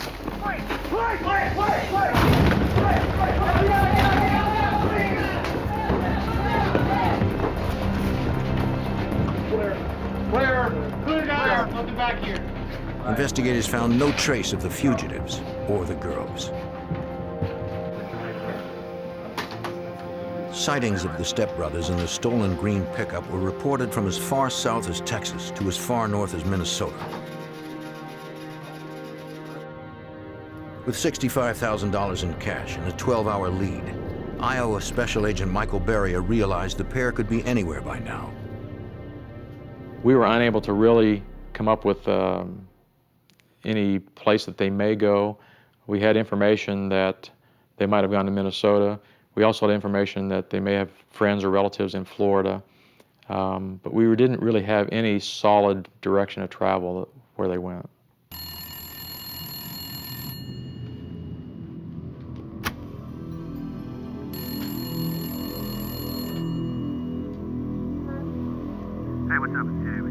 After 7 days of searching, the FBI got the call they'd been hoping for. Yeah, they're looking all over the place for you. Agents were ready with a phone tap when Jamie McMahon called his ex-girlfriend. During the call, McMahon asked if authorities had any idea who killed Mrs. Garber and Island Schultz. He was fishing for information. He was trying to see what we knew and whether we even knew that they were suspects in the case. And she just told him, you know, what did you do and why are they looking for you? And he became aware quite quickly that he was a suspect and that we did know that they were involved. And he hung up.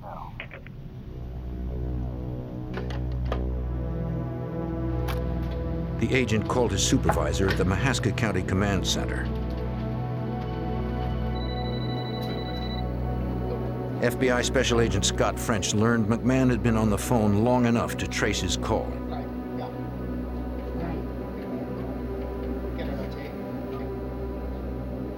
After we received the phone call from McMahon, I began the process of trying to track down the number from where he called. At some point, we reached a snag with a phone company outside the area, wherein they could not determine or provide the number until the following day. Agents learned that the suspected killer had called from a hotel in Kissimmee, Florida.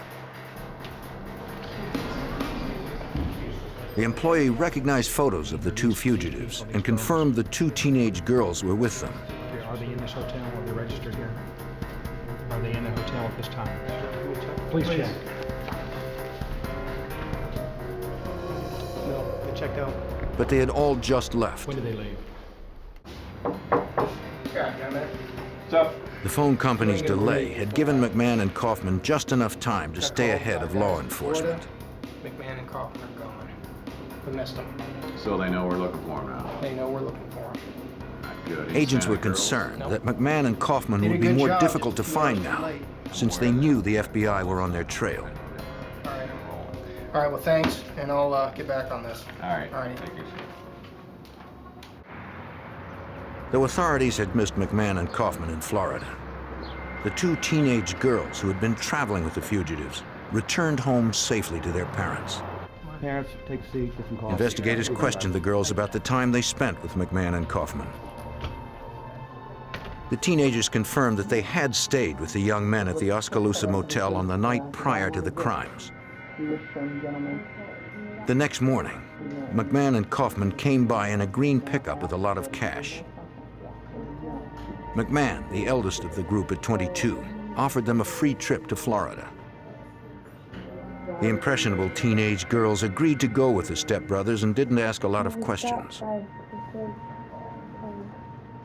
The girls told us that they weren't aware that there'd been a homicide, and they weren't really aware that there'd been a bank robbery as such, but they were aware that something had happened to allow McMahon and Kaufman to have so much money. The girls told investigators that on their way out of town, they stopped by the Des Moines River. One of the stepbrothers threw a duffel bag into the water, but he never told them what was inside. After that, the four of them drove south toward Florida. For the first week of this trip with the McMahon and Kaufman, the girls treated it like it was a vacation. They were having a good time. They were eating out. They were going to amusement parks. One of their first stops was in Branson, Missouri. There, the four entertained themselves on carnival rides. The girls said they took photos along the way.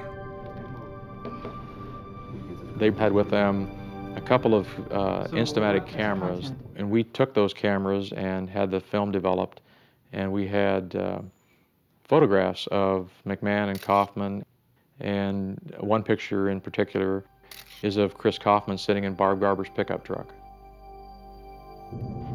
After their trip to Disney World, the girls said that McMahon and Kaufman finally confessed to them about the murders and the bank robbery. Kaufman had dyed his hair blonde to disguise himself. High on methamphetamine, The armed men also told the girls they wouldn't mind killing them as well. I don't want to go with The girls were frightened and told the fugitives they wanted to return home. please. I want to go home. All right, look, here. McMahon gave them money for a taxi and train Should fare be back enough here to to get y'all Iowa. back home.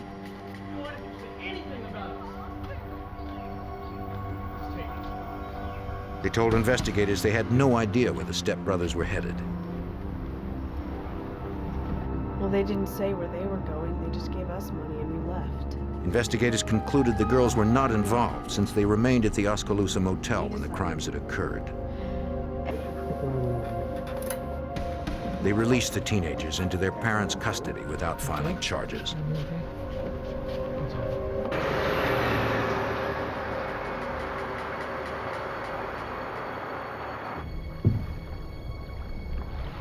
On the Des Moines River, an off-duty Iowa trooper happened to come across a bag in the water.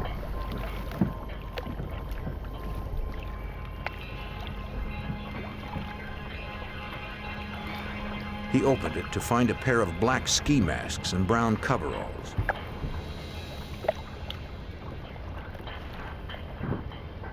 The officer also found a wallet with a driver's license. He contacted police and gave them the evidence. The wallet and driver's license belonged to the murdered Island Schultz. The clothing matched what the robbers were wearing when they made off with $65,000 in cash from an Iowa bank. Jamie McMahon and Christopher Kaufman remained the prime suspects, and they were still out there, armed and strung out. On June 30th, 1997, 19 days after the search for McMahon and Kaufman began, a call came into the Escambia County Sheriff's Department in Florida. A motorist in Pensacola wanted to talk to police. Everybody involved in this that you can, okay? He told them he was driving on a nearby highway when he noticed a green pickup. The night before, he had seen a story about the manhunt for McMahon and Kaufman on television. The truck seemed to fit the description of the fugitive's vehicle. The motorist pulled alongside to get a closer look. He thought the driver looked exactly like the man featured on the show. The truck also had Iowa tags.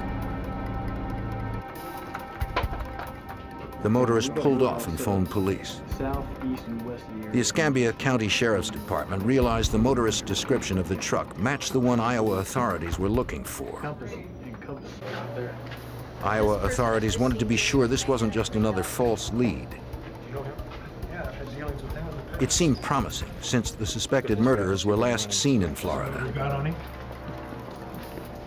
They confirmed the license number and sent photos of the stepbrothers to the sheriffs in Pensacola. That's the same guy I'm thinking of. Iowa investigators alerted them to use caution, since the fugitive pair were considered armed and dangerous.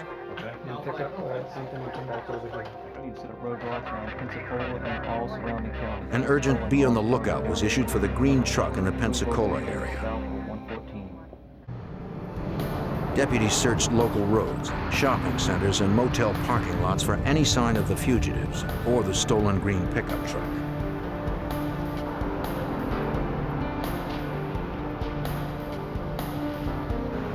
In the parking lot of a local motel, 2 officers spotted a green pickup truck.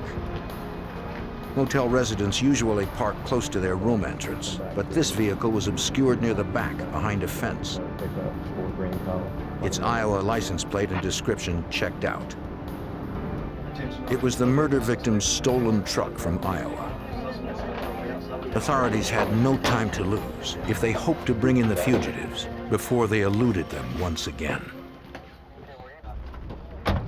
At a Pensacola, Florida motel, authorities had finally located the stolen pickup truck driven by Jamie McMahon and Christopher Kaufman, stepbrothers suspected of 2 murders and a bank robbery in Iowa.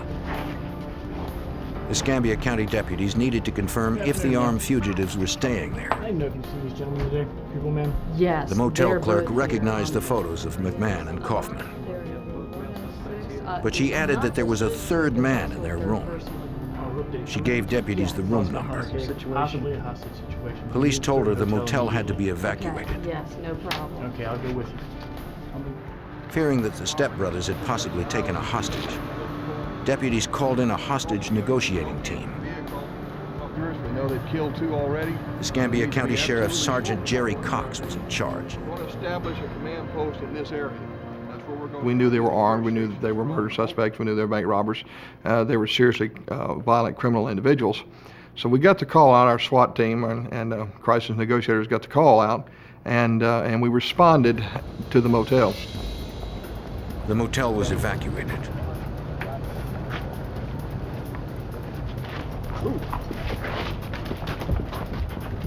The hostage negotiating team set up an emergency center nearby. SWAT teams took up positions near McMahon and Kaufman's room.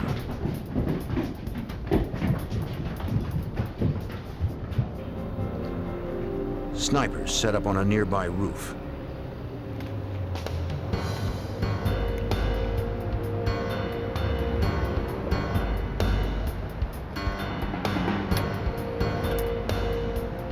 No one knew the situation with the third man or his relationship with the stepbrothers. They had no way of knowing if they were all still inside. The negotiators secured the line and attempted to get them on the phone. Okay, we got the line.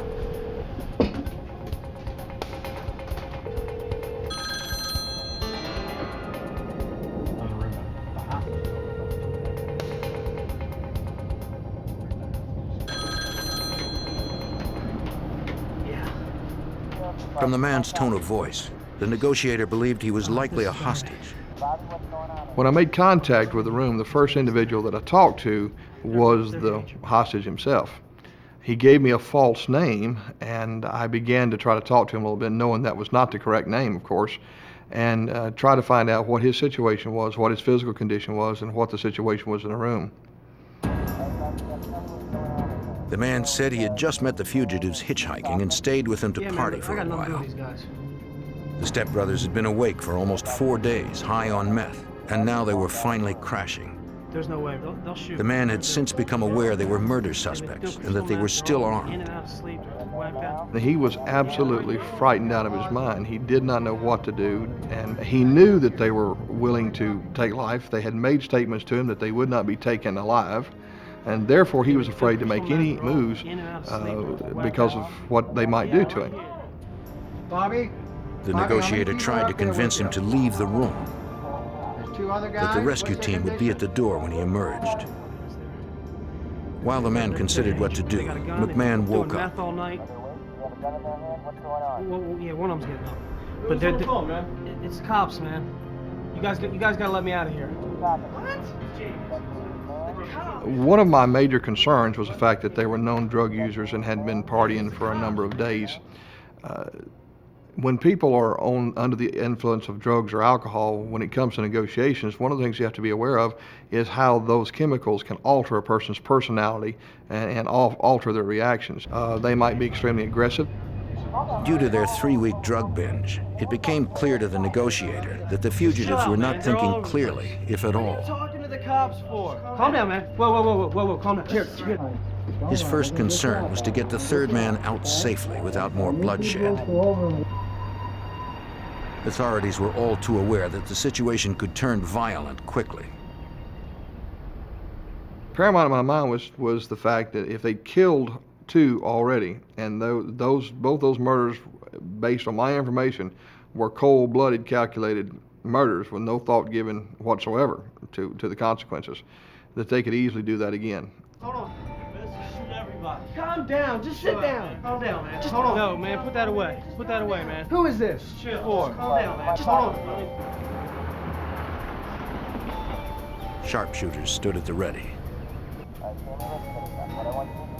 The negotiator tried to convince them to let the man out of the room before someone else was killed. Shouldn't have done that, man. Man, what do you want? He's not us. I'm out. No way, man. You just gonna walk out? There's no way. All right, fine. You don't mean nothing crap to us. Let the hostage go. Man, Chris, let him go, man. After 2 hours, the armed men finally allowed him to leave unharmed. Yeah, put your hands on top of your head. Come towards me. Come towards me. Come towards me.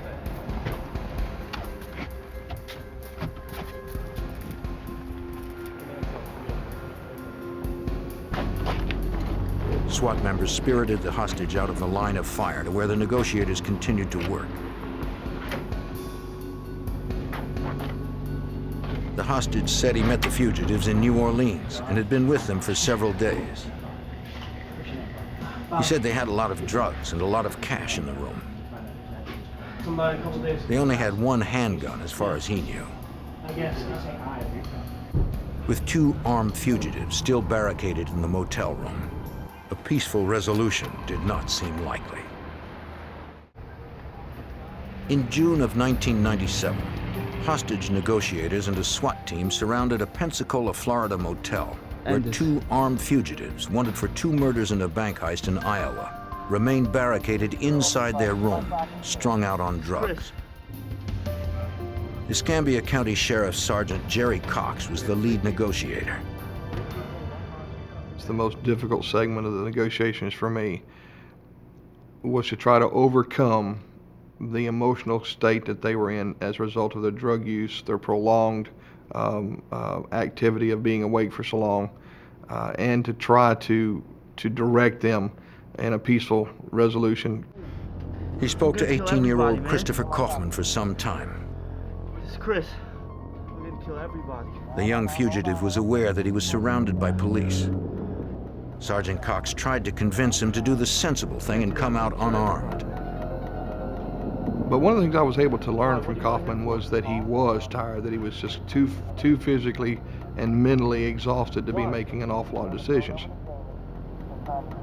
Worn out, Kaufman passed the phone to his 22-year-old stepbrother, Jamie McMahon.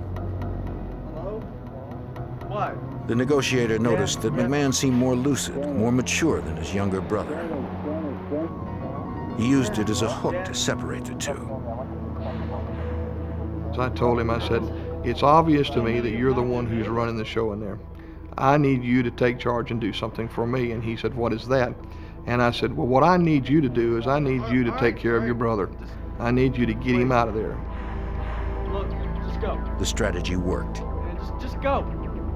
I started this. Let me finish. Movement, red one, white male. Chris, man, I just want you to go.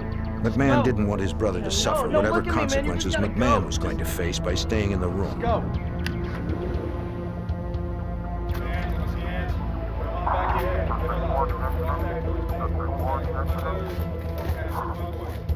SWAT members secured Christopher Kaufman. Now, only his stepbrother remained. McMahon teetered between indecision and despair. He knew his options were limited. The 22-year-old began to weigh life in prison versus suicide. I heard what sounded to me like a weapon being charged. It was an automatic pistol that he had in there, so it sounded like somebody had slid the slide back and ejected a shell into the chamber, arming the weapon for firing. Gave me some concern. I passed that information on to our commanders and our SWAT team. McMahon's judgment was clouded.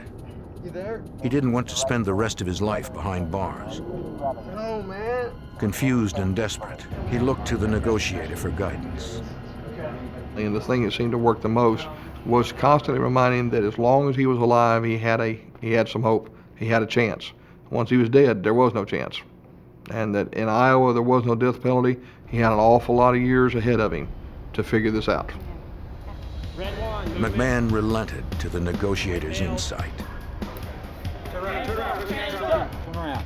4 hours after it had begun, the last fugitive walked out of the room, unarmed as instructed.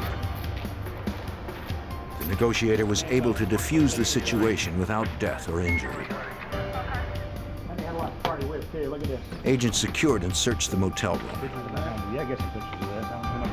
They recovered $29,000 in cash of the $65,000 that was stolen. They also found the .22 semi-automatic handgun. On every table rested empty beer bottles, marijuana, and powdered methamphetamine. Ballistics tests later confirmed that .22 was the weapon used to kill the 2 women in Iowa. Authorities questioned the pair separately. I understand from your brother that you committed both of the murders.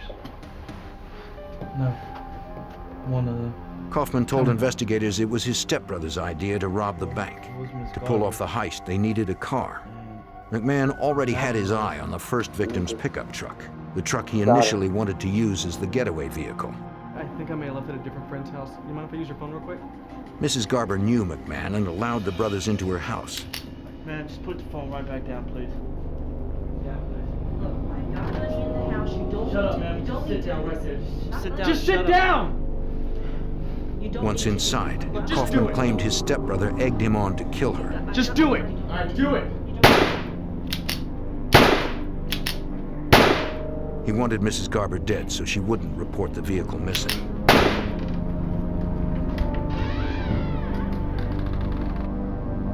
Kaufman said he shot Barbara Garber twice, then again to make sure she was dead. Since McMahon loved her truck so much, he wanted to keep it and steal a different vehicle to use in the robbery. McMahon decided to try another friend of his, Island Schultz. Hey! You remember my brother Chris, right?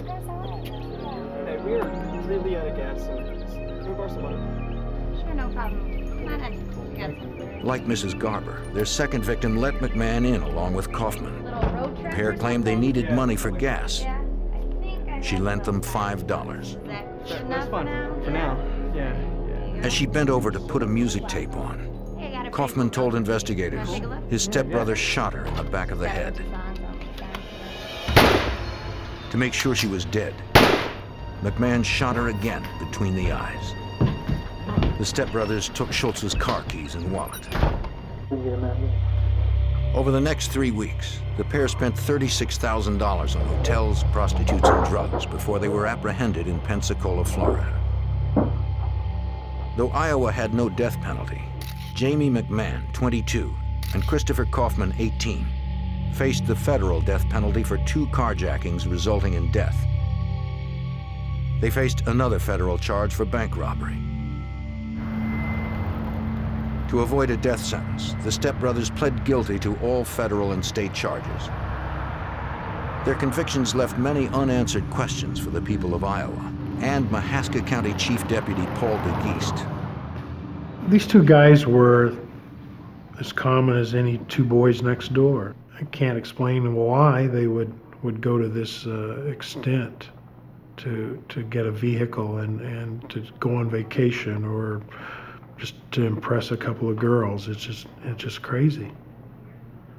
You'd never guess that they would be the two type of individuals to do that, knowing their parents, knowing their backgrounds. I mean, it just didn't make sense. Jamie McMahon serves the rest of his life in Leavenworth, Kansas. Christopher Kaufman serves his time in solitary confinement in the tough Supermax federal prison in Florence, Colorado.